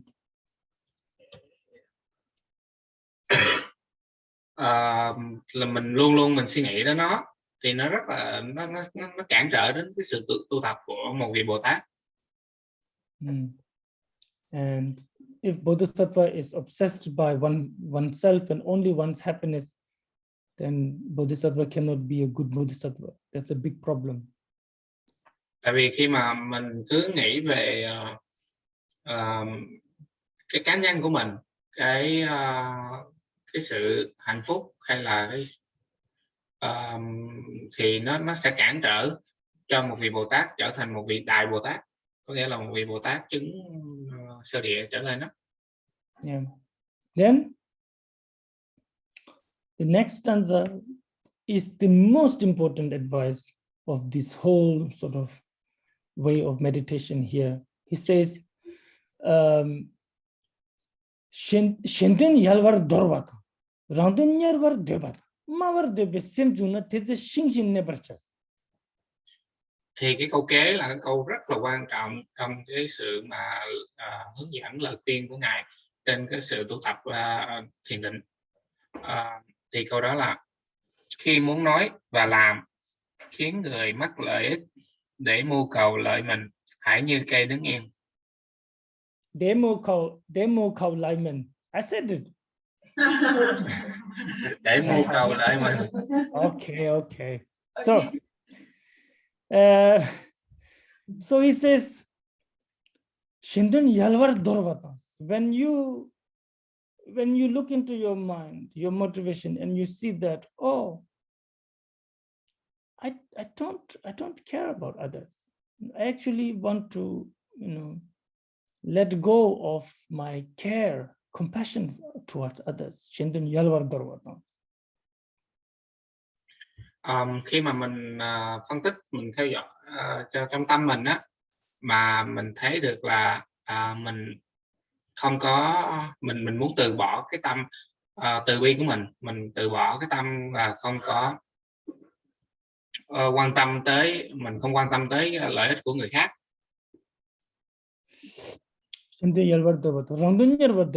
And you think, helping others is really impossible thing to do. I cannot help others. It's difficult. So it's better that I help myself. It's better that I make my life better.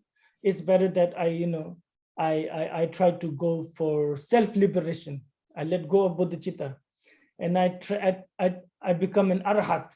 When such thoughts arises in your mind, and then when you want to do something or say something out of such motivation, remain like a piece of wood. Thì khi mà mình nghĩ có cái suy nghĩ chỉ lợi mình thôi, có nghĩa là mình từ bỏ từ bi, từ bỏ tâm bồ đề, mình chỉ nghĩ là giúp đỡ người khác rất là khó, cho nên mình chỉ muốn lo cho bản thân mình để mình tốt hơn, hoặc là mình chỉ muốn là bây giờ mình chỉ cầu giải thoát cá nhân thôi để mà mình trở thành A La Hán. Thì khi mà mình có những cái động cơ đó, tâm niệm đó, thì với những tâm niệm như vậy thì mình hãy tĩnh lặng như một khúc gỗ.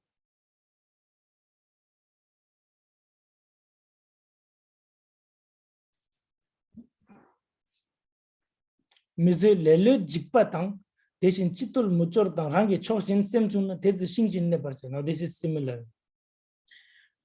Khi bồn chồn, lười biếng, nhát sợ, không biết thẹn, nói vô nghĩa, thiên vị, hãy như cây đứng yên. Thì cái câu này nó cũng tương tự như câu trên.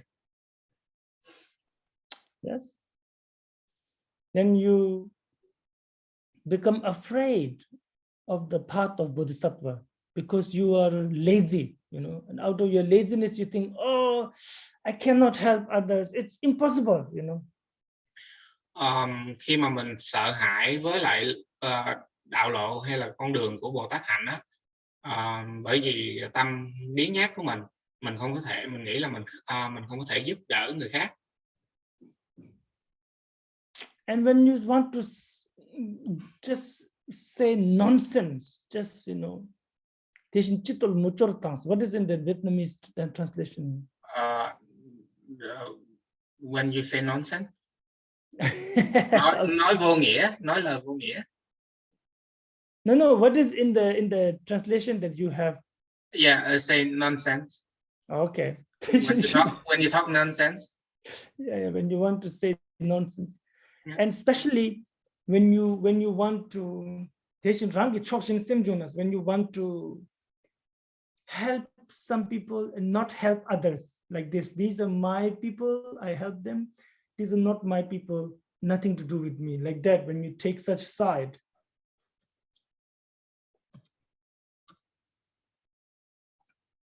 when you practice. When you take sides, Yeah, practice. these are my people. Khi mà mình có tâm thiên vị á, mình muốn mình chỉ giúp những người bên nhóm này của mình thôi, chứ mình không muốn giúp những người ở bên kia, chỉ giúp những người thuộc người của mình thôi. Giống như bây giờ mình giúp đồng bào của mình thôi, mình không có giúp tất cả mọi người trên thế giới.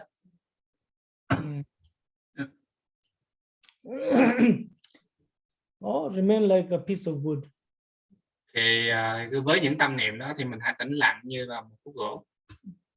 Yes, so in this way he says, "Theta kuni nyumong da teme chumbe semta ne thezi pawe nyembu hi theni tempor zungwarchas." Khi thấy tâm ô nhiễm, lăng xăng việc vô nghĩa, hãy dùng phép đối trị, kiên trì an định tâm. Meaning, in this way, know when you have such strong afflictions.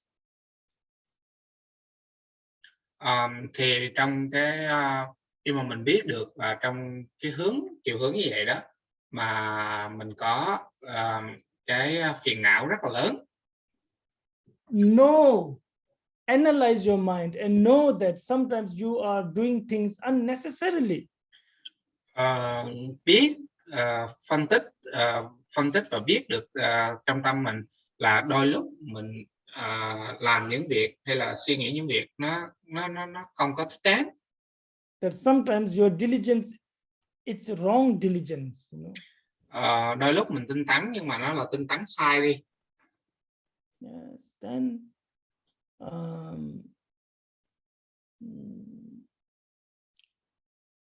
knowing that the brave Bodhisattva, you now, all of us brave Bodhisattva should practice the antidote. Thì biết như vậy thì tất cả những vị Bồ Tát mà gọi là anh hùng á, gọi là không phải anh hùng mà là one second. Praise là không phải tự hào. Praise là mình không có sợ gì đó, đúng là can đảm nha. Thì những vị Bồ Tát can đảm á, sẽ không sợ hãi gì hết để mà thực hành cái phương pháp đối trị với tâm mình.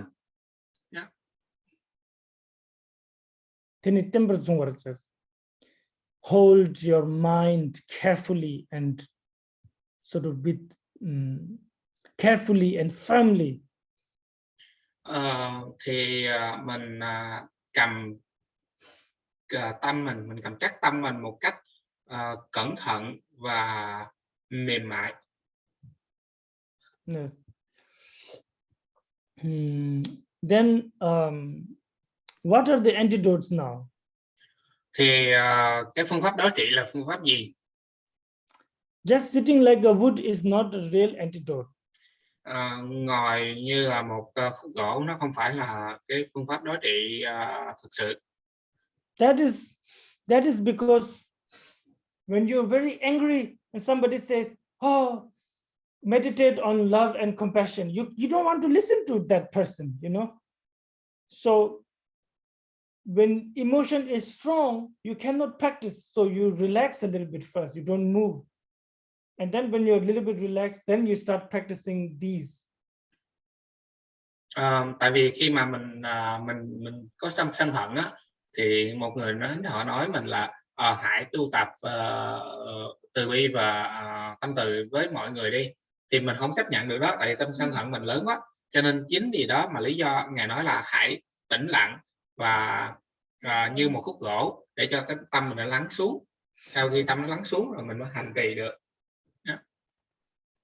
Shindu nghe tang rap the thang ten tang kui tang shesar che ngotsa she tang jik che tang shishin chenga chela zum. Two sides together. One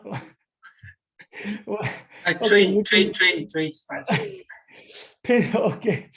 펜션 미팅 집에 대반남지 미쳐식 녀몽집에 대다게 심디 중년 쩌된다. 카나마 또 맹을라 다다 심저방절라 툴바신도 남에 바 이디 템포스 이디 딱도 숭어치스. Okay, 숭어차스.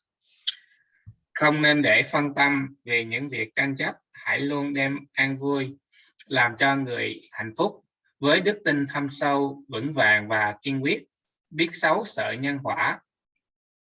Đừng sinh tâm chê bai, kẻ ngược ngạo ngu si, nên mở lòng thương họ, vì họ bị vô minh. Vả lại tôi đã nguyện, vì lợi mình lợi người, tôi không nên phạm tội. Vậy phải luôn quán tưởng rằng tôi là vô ngã, tôi là một ảo tưởng.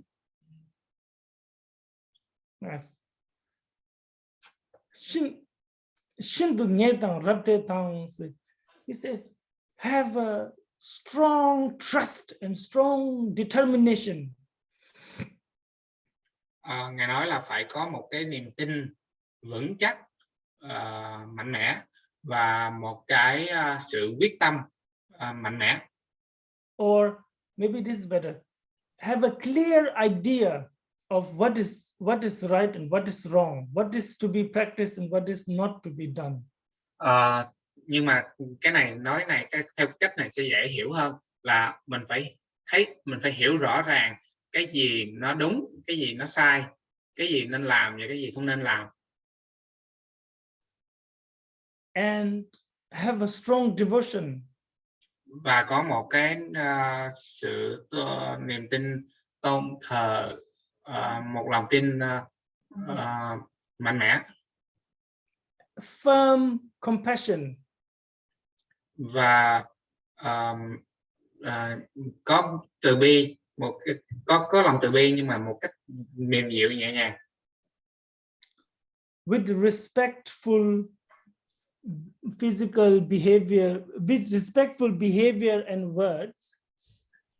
Với một cái sự tôn trọng khi mà mình hành xử, có nghĩa là thân mình phải có một sự tôn trọng với một cái hành động của mình, nó phải tôn trọng mọi người xung quanh.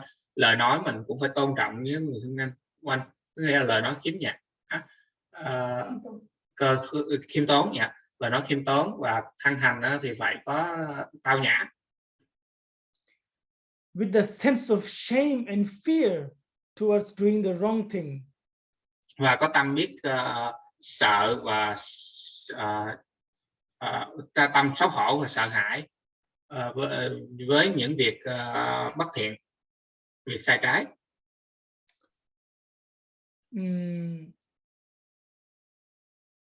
Pacify your afflictions, pacify your afflictive mind. You know, pacify, like, remove, suppress your afflictive mind when you're wrong, you know. Có nghĩa là mình phải cạo bỏ bớt hay là từ bỏ tâm phiền não của mình khi mà mình hành động hay là mình nói. And work hard to make others happy. Và phải tích cực để mà làm cho mọi người được hạnh phúc. And when you are working for the sake of others, you will meet many people who will argue with you, who will argue among each other. Do not be saddened by that. Do not be discouraged by that.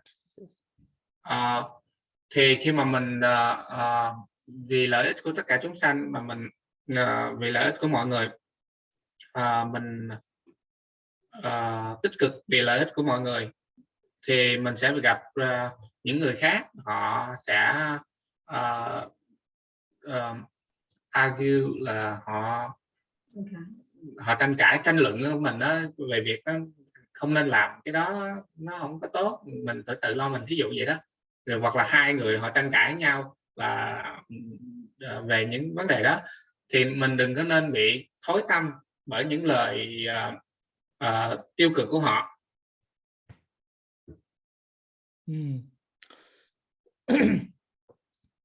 When they when they say something horrible to you, do things to you, or do things to each other, you should have compassion, thinking, they're doing this because they're under the influence of affliction. Nếu mà khi họ làm nói những lời tệ hại với mình, hoặc làm những điều tệ hại với mình, hoặc là họ làm điều tệ hại với nhau, nói lời tệ hại với nhau, thì mình phải có lòng từ bi với họ. Ultimately, there is only two things to do, he says, for a bodhisattva. Tuyệt đối á, tối thượng nhất á, hay là cao cả nhất á, thì nó chỉ có hai việc để làm của một vị Bồ Tát thôi. First is to make ourselves and all sentient beings practice virtuous path. Việc đầu tiên đó là tự bản thân mình và làm cho tất cả chúng sanh đều tu tập thiện pháp. And to understand the selfless nature of all of us.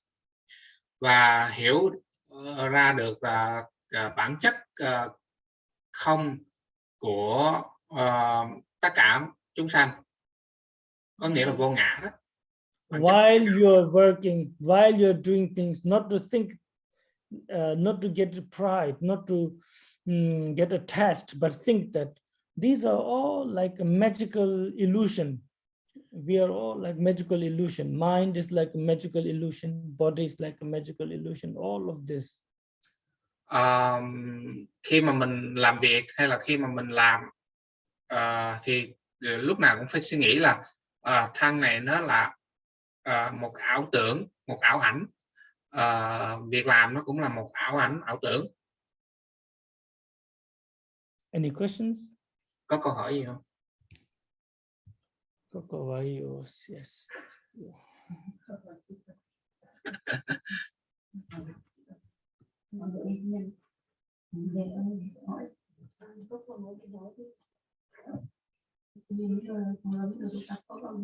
Có, bữa có câu hỏi.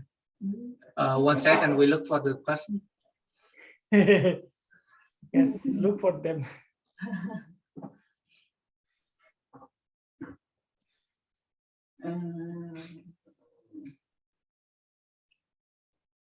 Mình có tự biết chứng quả gì luôn mà.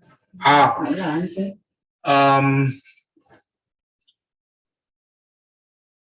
If we have a realization, can we self-recognize that we have realization, or it require a higher realization to admit that, oh yeah, you are now realized? For example, when the stream entry or the arahat, can they know themselves that they are stream entry? Yes. When you have realization, you become a noble being. So there is no doubt that you know that you are becoming noble being. Khi mà mình có sở chứng rồi đó, thì mình đã trở thành những vị thánh nhân rồi, cho nên mình có thể tự biết được.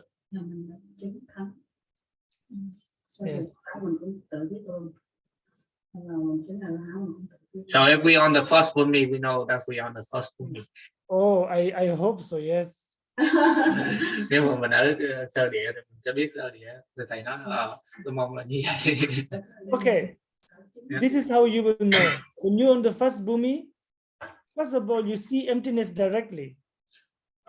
Thì đây là cách để mà mình nhận biết được là làm sao mà mình chứng sơ địa. Là đầu tiên là mình sẽ thấy được tánh không thẳng, trực diện thấy được tánh không. And it is like nothing you have understood before, because until then, all of our understanding of emptiness is conceptual. You know, we think about it, we meditate about it like that. You know, we grasp on it. But from the first bhumi, you experience something that you have never experienced for many lifetimes. You know, and you will remember many lifetimes also, and you will see that this is something that I have never experienced. And also, you realize that you no longer have anger, you no longer have desire, you no longer, So I think you will know. Tại vì á, khi mà mình thấy trực diện tấn không á, thì mình sẽ có cảm nhận được là nó không phải là những gì trước đây mình biết hay là nhiều kiếp mình biết. Tại vì những cái gì mình biết trước đây về tấn không nó chỉ là khái niệm thôi. Và đặc biệt là mình sẽ biết được nhiều kiếp của mình nữa. Thứ nhất, thứ hai nữa là mình sẽ biệt mình biết được là mình sẽ không còn tham sân si nữa.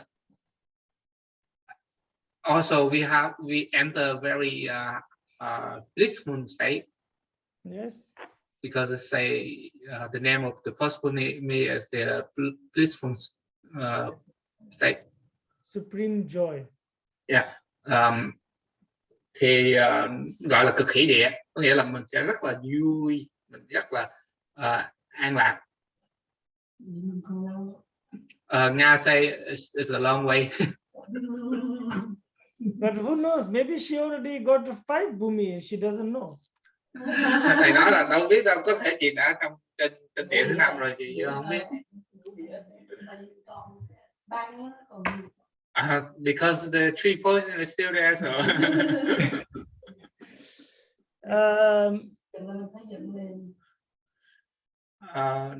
When she get angry, she angry.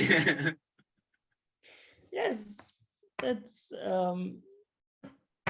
that's why we have Vajrayana, those who are interested. Đó là lý do tại sao mà có Kim Cang Thừa nếu mà ai hứng thú với nó. Tại vì Kim Cang Thừa có thể dùng những cái phiền não, tham sân si để mà tu tập chuyển hóa nó thành cái sự giác ngộ. Tại vì nó có cái là mình tu á, là mình thanh tịnh hóa từ từ tham sân si, hay là mình từ bỏ từ từ tham sân si. Thì Kim Cang Thừa á, thì là dùng tham sân si để tu luôn. Nó khác biệt hơn chỗ đó. Or on the sutra path, what you can do is that you can do a lot of recollection of Buddha Dharma Sangha, and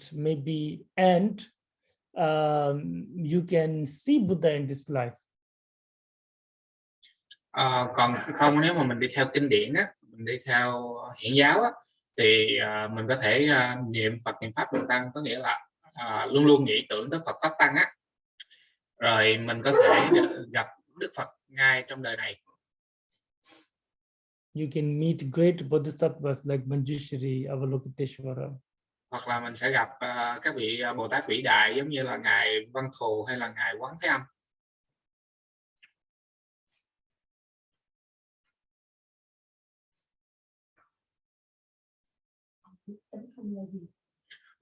Sương asked, what is emptiness? Emptiness means that nothing is as we think they are. Nghĩa là không có cái gì nó giống như là cái mà mình nghĩ, mình tưởng tượng. Emptiness means that everything depends on a lot of things to exist. Tánh không nó nghĩa là tất cả mọi thứ nó phụ thuộc vào nhiều yếu tố để nó có thể hiện hữu. That as long as you are ignorant, as long as you are ignorant, these things will exist. Khi mà mình có vô minh á, thì tất cả mọi thứ nó sẽ hiện hữu.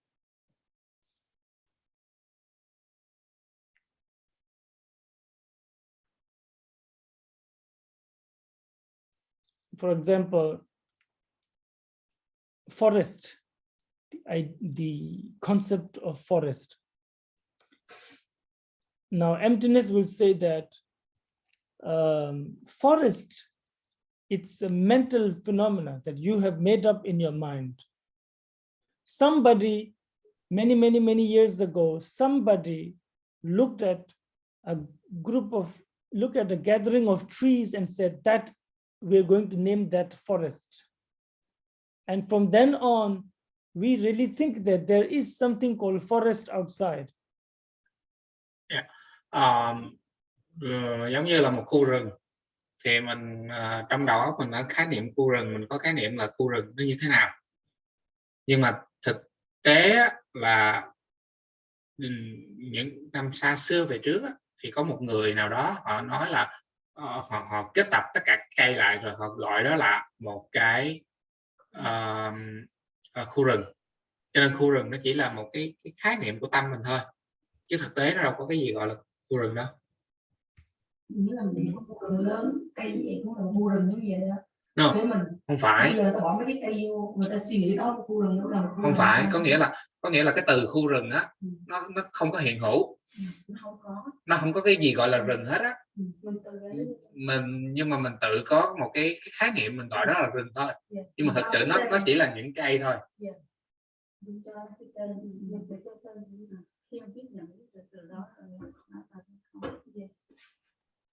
Hay là mệt quá chưa tỉnh nên không hiểu. Những cái đồ hiện hữu mà Just try to explain the forest better. Okay, then emptiness will say that is the tree, that is the tree, that is the ground, that is a bird, that is an animal. Where is the forest? Thì tánh không sẽ nói là ở đây là cái cây, đây là mảnh đất, đây là cây, có nghĩa là cây này, cây nọ, cây kia, rồi xong rồi đất, rồi chim thú, thì đâu là rừng. Same with with everything, with me, with you, with house, everything. Thì đối với tất cả mọi thứ cũng vậy, bản thân tôi hay là mọi thứ mọi người. This is my hand, this is my left hand, this is my right hand. Left hand is not right hand, left hand, right hand is not left hand.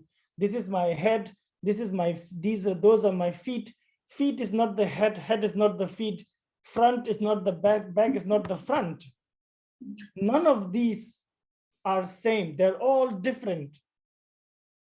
But I think my body, when I think of my body, I think of one thing. I say, I have one body. This, you understand? That is mistaken, emptiness. This is emptiness. Khi mà mình nói là tay phải, tay trái, tay phải thì không phải tay trái không phải tay phải, chân cũng vậy, chân trái, chân phải. Đây là đầu, đây là chân. Thì đầu nó không phải là chân, chân nó cũng không phải là đầu, trước nó không phải là sau, sau cũng không phải là trước. Thì nhưng mà khi mà mình nghĩ tới thân thể mình nghĩ tới đây là nguyên của thân thể mình, thì cái sự nhận thức đó, nhận thức về thân thể đó, nó là sai, nó không phải là tánh không. We will get to this in the next session, maybe. Don't worry. Thì mình sẽ đi đến cái phần về tánh không ở chương sau, cái phần giảng sau á.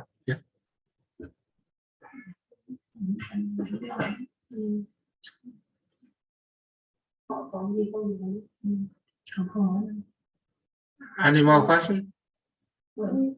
Câu hỏi nữa.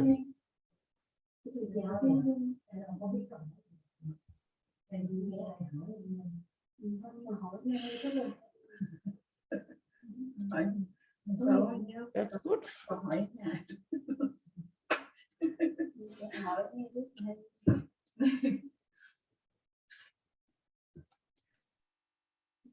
When you're reading the root text, are you reading from the first chapter? No.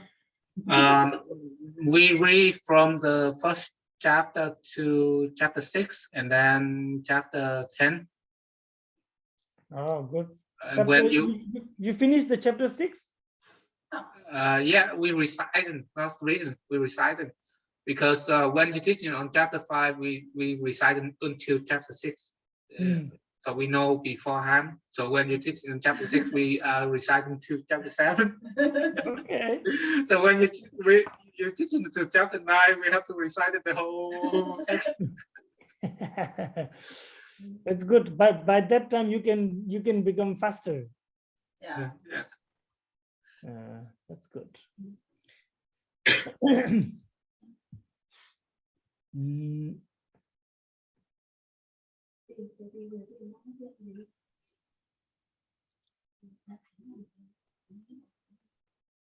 Okay, so then he says,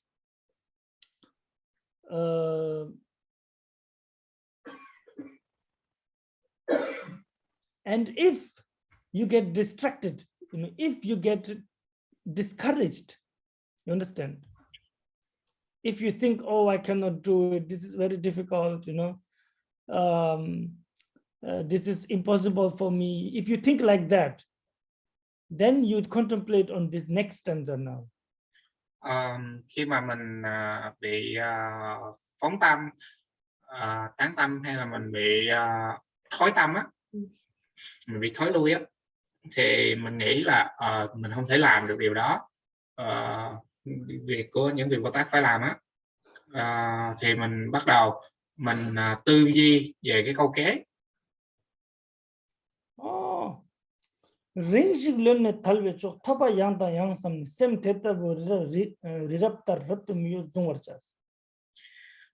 Nên luôn tư duy rằng nhiều kiếp mới thành người, vậy phải giữ tâm sáng vững như núi Tu Di. Because you cannot remain a coward if you want to become a Buddha. Tại vì mình phải hiểu là mình sẽ không, mình không thể luôn luôn giữ khoảng cách, là phạm vi là của người nhút nhát khi mà mình muốn thành Đức Phật, thành Phật. You have to be brave. Mình phải dũng cảm. You have to go leave everything and sit somewhere in a forest or in a cave sometimes. Thì có đôi lúc mình phải từ bỏ tất cả mọi thứ để mà mình đi đến một khu rừng để mà mình ngồi ở đó, hoặc là mình đến vào trong hang động để mà mình ngồi tu tập. Thì có lúc nào mình phải làm điều đó. You have to become a general, wage war. You have to become a king, emperor sometimes. Thì đôi lúc mình cũng phải trở thành những vị tướng quân á, dũng cảm, hay là những đế vương mà thống trị á. Yes, you have to become a doctor sometimes, a teacher, a student, a prostitute, I don't know, a toilet cleaner. You have to become all kind of things. You have to be brave, Mình phải thành bác sĩ, thành giáo viên, thành kỹ nữ, thành người dọn dẹp vệ sinh nhà vệ sinh. Thì mình phải dũng cảm lên để mà mình có thể trở thành tất cả mọi thể loại người khác nhau. But if you think, oh, I don't know, like I'm not so intelligent, I'm not strong, I cannot do this, then he says, think about this. Whether you can do it or not, now is your chance. Now you have a precious human body. You will not get it again for a long time. Khi mà mình nghĩ là mình bị tự ti á, mình không thể làm được điều đó, mình sợ mình không có thông minh rồi đủ thứ á, thì ngài nói là nếu mà mình muốn làm á thì mình phải làm ngay bây giờ. Tại vì á tại vì mình đang có thân người quý giá, mình không có cơ hội để được thân người trở lại trong nhiều kiếp sau xa. When you don't understand how rare an opportunity this is, you always think maybe next time, maybe in next life, maybe afterwards. But when someone tells you, this is your chance, this is it, then you understand that there is no space to become afraid. Tại vì nếu mà có người nói cho mình biết á, là cái cơ hội để mà được thân người á, nó rất là mỏng manh, nó rất là quý giá, nó rất là hiếm hoi, và cơ hội để thực hành nó rất là hiếm hoi như vậy, thì mình sẽ trở nên dũng cảm hơn. Because if we keep thinking like this, maybe next time, maybe this, maybe that, there is a lot of space for fear to grow, laziness to come. But here you say, No chance. Now is it, oh, you're afraid, you're not afraid, doesn't matter. But this is your chance. Tại vì á, khi mà mình chần chừ á, mình cứ nghĩ là lần sau cũng được hoặc là kiếp sau cũng được. Thì khi mà mình nghĩ như vậy á, thì cơ hội phát sinh của tâm sợ hãi hoặc là tâm làm biếng nó sẽ xen vào. Cho nên á, mình phải dũng cảm. Đây là cơ hội và mình phải làm ngay bây giờ. So it says, if you are very afraid or if you are too lazy, then contemplate again and again on the preciousness of human body. And the more you contemplate on it, more determined your mind will become. He says, make your mind like strong like the Mount Sumeru. Thì nếu mà mình là người biếng nhác hay sợ hãi hay là biếng nhác thì mình phải tư duy về cái sự hiếm hoi của thân người nó quý giá như thế nào. Thì khi mà mình tư duy như vậy nhiều đó, thì từ từ đó thì tâm mình nó sẽ vững như là núi Tu Di vậy đó. Yes. Yeah. Do you have a question?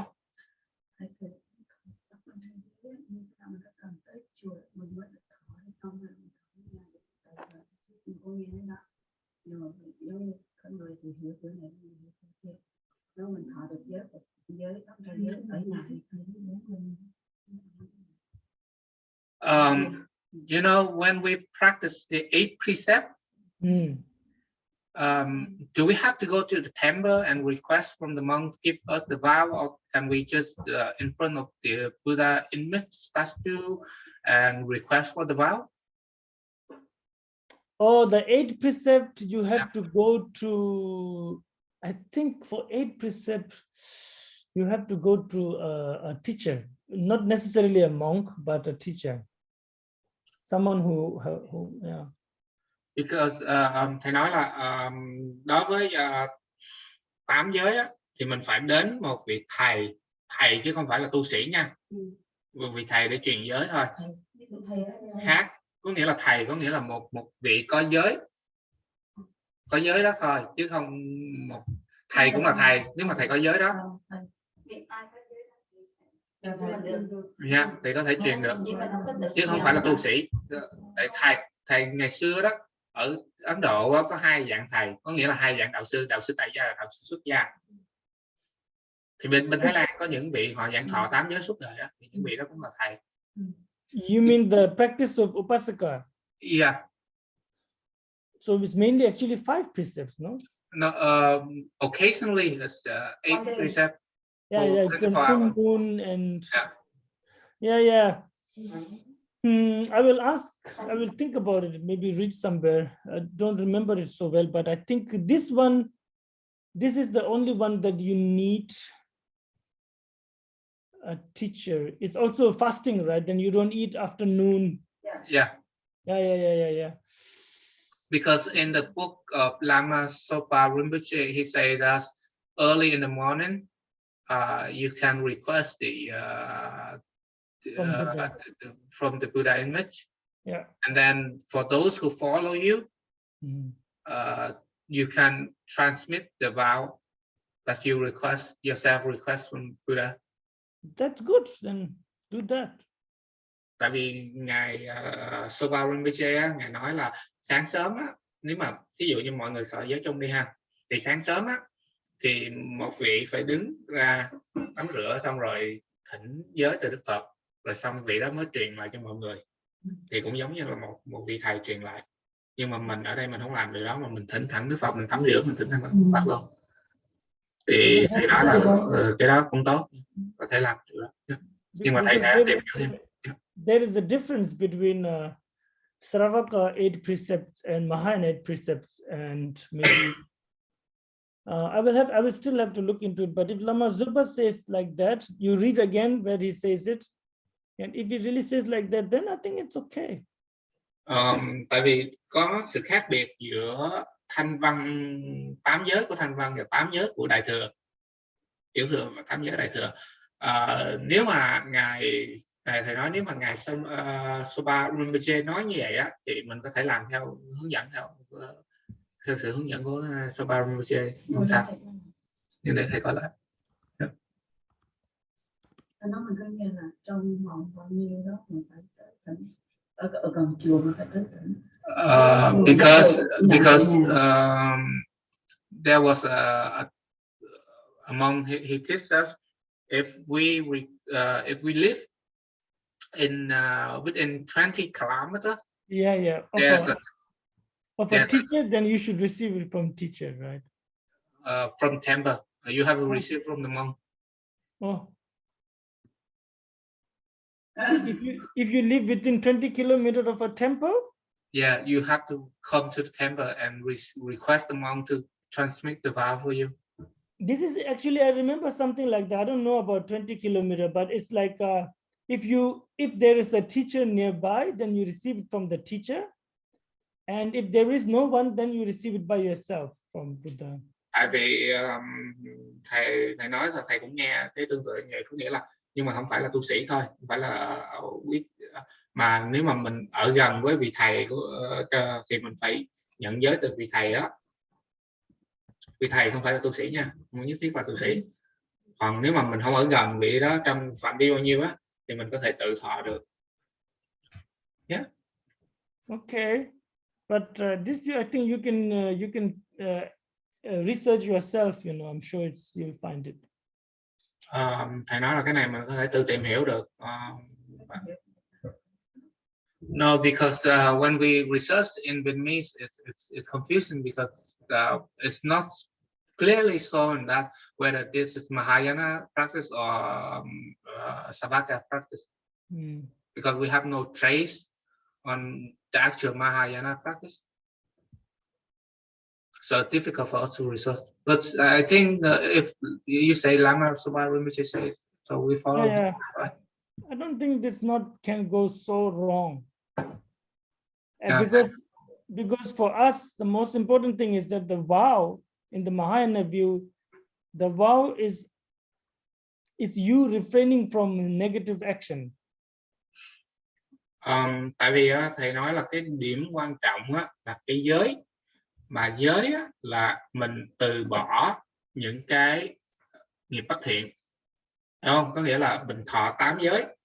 Thì cái điểm nó không quan trọng là thọ từ vị thầy nào, mà quan trọng là cái điểm là mình giữ giới. Yeah. Thì cái nhìn của Đại Thừa là nó như vậy.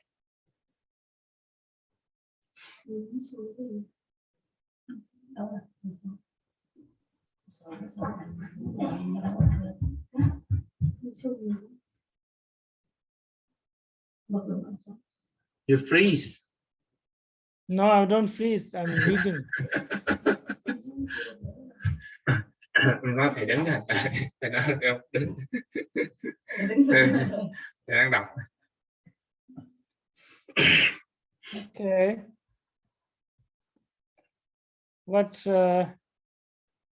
What else? Còn gì nữa không?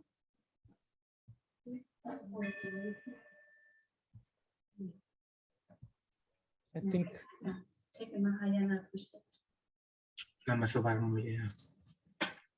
I will look into it. My teacher wrote a book about it actually, Kinchin Kunga Wangchuk. So I'll look into it and see what he said. But I think I have it somewhere at home. Yeah. Thầy sẽ tìm hiểu về vấn đề đó, tại vì một vị thầy Kunga Wangchuk có viết về sách về vấn đề đó. Thì hình như thầy có sách ở nhà để thầy về nhà thầy tìm hiểu. Yeah. I think these days you can receive the vows through Zoom also, you know, so no problem. Thì thầy nói là thời bây giờ mình có thể nhận giới qua online cũng được đó. We give Bodhisattva vow, refuge vow from Zoom. What is the problem? mình hôm bữa mình cũng nhận giới Bồ Tát với lại dấu vị qua Zoom mà. Thì vấn đề gì đây? Xảy ra không có vấn đề gì đâu. You can have it from any monk. You can choose Japanese, Vietnamese, Tibetan, Nepali, your choice. Mình có thể chọn từ vị tu sĩ nào cũng được, Nhật, Việt Nam. Sau còn có một cái đó là thầy nói là thầy Phật tử này em đã tới thọ ăn trai giới thôi. Rồi quý thầy không cần thọ nữa, tại quý thầy đã có rồi. Cái đó là thiệt viên của mỗi người. Này, đang đúng. Tại vì thực sự lúc thầy nói ra thì sẽ chăm chích qua. Không có chăm chích cái này đâu, mình có hỏi giống nhau nhưng mà không có khai, không phải người khai đã nói là tại vì có giới mới truyền được giới, còn không có thì không truyền. Tại sao mình không có thầy cô lại không có hỏi lúc đó. This is very funny, okay? In Vietnamese. Don't laugh. All right. In Vietnamese, 1 second. She have to stop live on Facebook. Oh. Because it's critical. Oh, it's a strange Vietnamese question. Okay. Okay. In Vietnam, the monk who give the vows of 8 precepts, and in one of the vows is you're not eating, you're fasting, you're not eating after lunch. But the monk next morning, yeah. Yeah, but the monk after the lay people who receive the vow, they keep the fasting, but the monk is not keeping the fasting. He eaten in the evening, and he said that because he already practiced it when he was some novice, so he don't need it now because he higher. He have 250 precepts, so he don't need to practice the smaller precept. I told you not to laugh. All right. Oh, everybody does it like this? No, I don't think so. Only some people do it in Vietnam, maybe. Mostly. But the thing is, it's wrong or it's right, because most of the people, lay people, they don't understand. Yeah, maybe it's easier to explain it like this, you know. I don't know, because when you're already monk, then you don't feel like taking practicing 8 precepts, because you actually should always practice the 8 precepts, you know. So tại vì thầy nói là khi mà mình trở thành tu sĩ rồi đó, mình cảm giác là mình không cần phải tu tập 8 giới, nhưng mà thực tế là mình phải tu tập 8 giới, tại vì 8 giới nó nằm trong giới tu sĩ luôn. Cái đó mình biết luôn không ạ? Mình biết mấy thầy nói vậy thì mình biết vậy đi. Bây giờ mấy thầy làm thì mấy thầy hỏi ra. Oh, Nga is going full speed. What is she saying now? She say we know it's wrong, but when they give an excuse, the monk give an excuse like that, we just Accept it. Yeah, accept what they say, but we know that they're wrong. Yeah, but it's not that a big deal. Tại vì nó không phải là cái vấn đề lớn lắm. We should be happy that they have monks. Wow. Mình nên tùy hỷ, mình nên vui là họ có giới của tu sĩ, của túc giới. This day and age, not eating afternoon, it's like finding unicorn. Trong thời đại này á, nếu mà không ăn chiều á, nó giống như là tìm con ngựa mà có sừng á, nhiều nó khó á. Nhưng cái vấn đề là cái thầy truyền xuống cho Phật tử kiểu đó. Nhưng Linh say misleading. Yeah. The problem here is because they explain like that to the followers, and that is misleading. The teaching of Buddha. That's not skillful. Yes. So the thing is, it's not the one. But at least like you are a monk, and then only one day can you not endure? You have endured yourself from a lot of things. People are different, you know. When I was monk, I tried not to eat dinner for 2-3 days, and I get so much headache. I'm very weak, you know, my body, especially in those days I was very skinny. Yeah. Then I thought, what is this? I get a headache, I cannot read anything, I cannot practice, and I keep sleeping. That is stupid, you know. Thì thầy nói là cái thời mà thầy còn tu sĩ lúc đầu thầy cũng thử không ăn chiều 2-3 ngày đó, thì thầy bị nhức đầu và thầy ngủ nhiều. Tại thời đó thầy yếu, cơ thể thầy ốm á, và thầy không thể học và tu tập được nữa. Thì thầy thấy nó hơi ngu xuẩn đối với thầy. But theoretically, one should do that. Nhưng mà theo lý thuyết á, thì nguyên lý á, thì cá nhân mọi người phải làm điều đó. One should have a heavy lunch though. Cho nên phải có một cái buổi ăn trưa đầy đủ. And if you are going here and there, if you are studying and so on, then you should have a bit heavier lunch because you take a lot of energy. Nếu mà mình đi đó đi đây hoặc là mình học tập này kia thì nó cần nhiều năng lượng, thì cái buổi ăn trưa mình nó phải đầy đủ những nó phải đầy phải tác dụng đó. If we analyze like that, this day, how many monks you find who keep 252 vows? In Sri Lanka, there are a lot. A lot of unicorn. Okay, that's good. I forgot to stop recording. All of this is there. Especially with the, and even if you keep 252 vows, there's no guarantee you're a good person. Yeah. Nếu mà mình giữ hết 252 giới chưa chắc gì mình là một người tốt. It tells you not to kill, not to lie, not to have sexual misconduct, and so on, but it doesn't really tell you to have compassion. Tại vì trong đó nói là mình phải giữ không sát sanh, không trộm cắp, không tà dâm, nhưng mà không có nói đến là mình phải từ bi.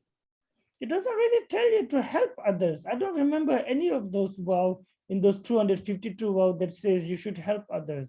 Và không có nói đến là mình phải giúp đỡ người khác, chúng sanh khác. Like that. You should think like that too. What is more important, Cho nên mình phải suy nghĩ như vậy, tư duy như vậy, tại cái đó nó quan trọng hơn. And physical practice like this can also make you very proud. Và cái phương pháp tu tập hình tướng như vậy nó sẽ làm mình rất là kiêu ngạo.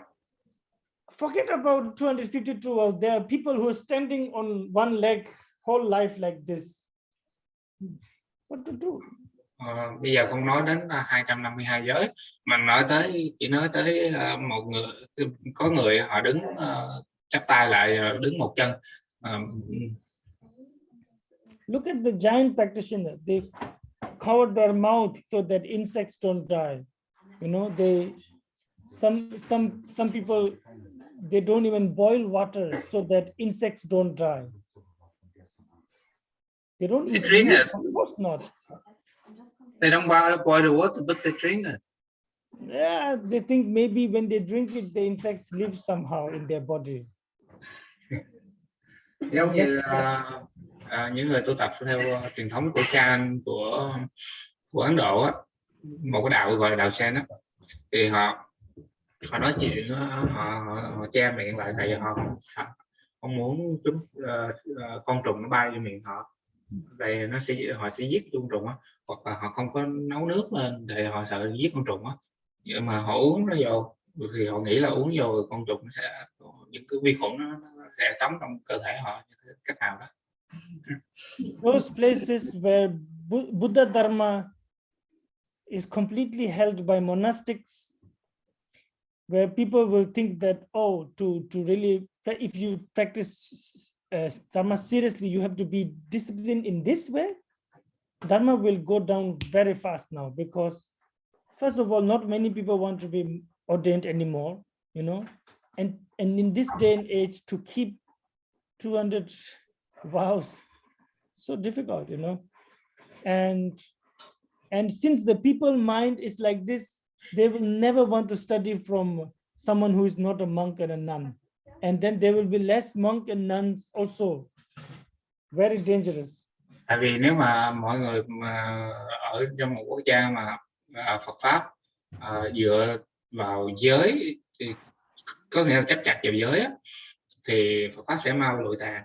Tại vì á, mọi người nghĩ là chỉ có thành tu sĩ thì mới là tu tập Phật pháp được thôi, phải giữ giới mới tu tập Phật pháp. Thì những người giữ giới như vậy thì họ lại không muốn học Phật pháp từ những vị không phải là tu sĩ, thì chính vì lý do đó mà mạt pháp nó mau tới hơn. Now it is so easy now, and most of these, so many of monks and nuns have Instagram and Facebook also now. Mà bây giờ tất cả mọi người đều giống nhau hết. Bây giờ tu sĩ cũng có Instagram với lại Facebook rồi. So easy to meet people. Nó dễ hơn để mà tiếp xúc liên lạc với mọi người. Earlier times, if you stay in your monastery, you're safe. Cho nên thời xưa là mình ở trong tu viện thì mình an toàn rồi. Now you can be in a cave, but if you have Facebook, you can meet anybody you want. Cho nên ngay cả bây giờ mình đi trong hang động đi chăng, mình ở trong hang động đi chăng nữa mà mình có Facebook thì mình cũng có thể gặp tất cả mọi người. It's a different time now. Tại thời bây giờ nó là khác rồi. Even Lapchi have a satellite phone. No. See? Ngay cả trên núi Lapchi cũng có điện thoại satellite nữa. Of course, there should be something if there is emergency. But I'm just saying that what I'm trying to say is that physical binding, physical discipline will become more and more difficult now.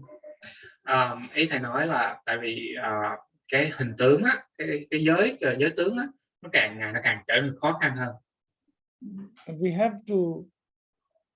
to slowly try to make lay men and women also responsible for dharma. Và bây giờ mình phải đi theo chiều hướng là làm cho cư sĩ tại gia có một cái trách nhiệm với lại Phật pháp. Because ordained sangha will become less and less and less. This is a sad thing for me, because I really respect and I love ordained sanghas, and I myself was a monk before, and that was the happiest time of my life. But it is also a fact that number will go down. This is just how it is. Tại vì á, càng ngày càng ít tu sĩ tu tập, cho nên tăng đoàn tu sĩ nó ít hơn, thì nó là một điều đáng buồn. Tại vì đối với thầy á, tại vì thầy tôn trọng tăng đoàn tu sĩ, tại vì thầy đã từng là thành phần của tăng đoàn tu sĩ, cho nên đó là thời gian hạnh phúc nhất của thầy. Nhưng mà nó là một cái sự thật là càng ngày càng rơi xuống, cho nên chính vì lý do đó thì thầy cũng muốn là cư sĩ cũng phải có một cái trách nhiệm với lại Phật pháp, cái sự gọi là trường thọ tồn vong của Phật pháp, hưng thịnh của Phật pháp. Yes, so then we really need to, we have to think about future of dharma.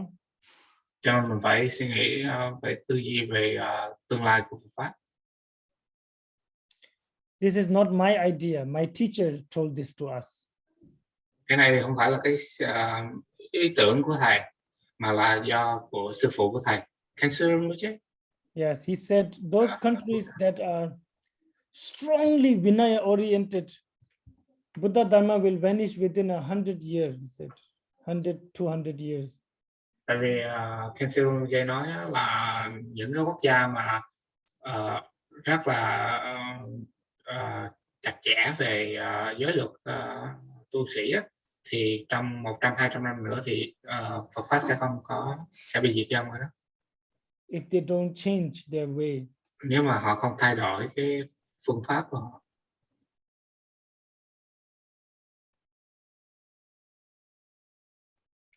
Okay, so we stop here. Yeah, dedication. Yes. Nhờ công đức này nguyện cho chúng sanh bước vào nghiệp đạo, chuyển thành nghiệp chướng, vượt ngọn rung tới, biến rong luôn ngồi, sinh lão bệnh tử, nguyện cho Bồ Đề tâm, nơi nào chưa quan điện, thế này thân lên mạnh, nơi nào đã quan điện, sẽ tăng trưởng ngôn ngữ, không bao giờ có chuyện, bao giờ không gian con, chúng sanh con, vì con ở lại, số tan con nạn có gì. Genyen getsu gelon paman nam tima mebe tsutim tangde zin namdo tusum gombe chawai deshik temba jebar zindu zo dhuba punam yawa kumbanda tsawa kundra dhuzira shivene zo pawan lulembe tobu yendin jebar zindu. So, but you should pray that monks and nuns, they keep good discipline. Cho nên mình cũng phải cầu nguyện là tu sĩ tỳ kheo ni vẫn giữ giới. Because the day not many monks and nuns are there, when only lay people try to keep dharma, it's going to get very messy. Tại vì nếu mà cái ngày mà không còn tỳ kheo ni nữa thì người cư sĩ là người nắm giữ Phật pháp á, thì nó trở nên rất là lộn xộn.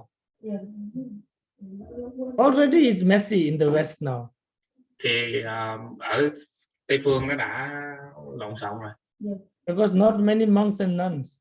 Tại không có nhiều tu sĩ. Lay people, you know, lay people, they, you know, they, lay people need money. Tại vì người cư sĩ thì mọi người biết là người cư sĩ họ cần tiền. Lay people need a job, you know. Họ cần có công việc làm. Lay people have sex. Họ quan hệ tình dục. So big problem in the West now. Cho nên đó là vấn đề lớn nhất ở Tây phương.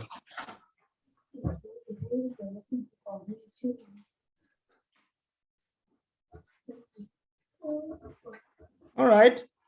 Thank you. Bye.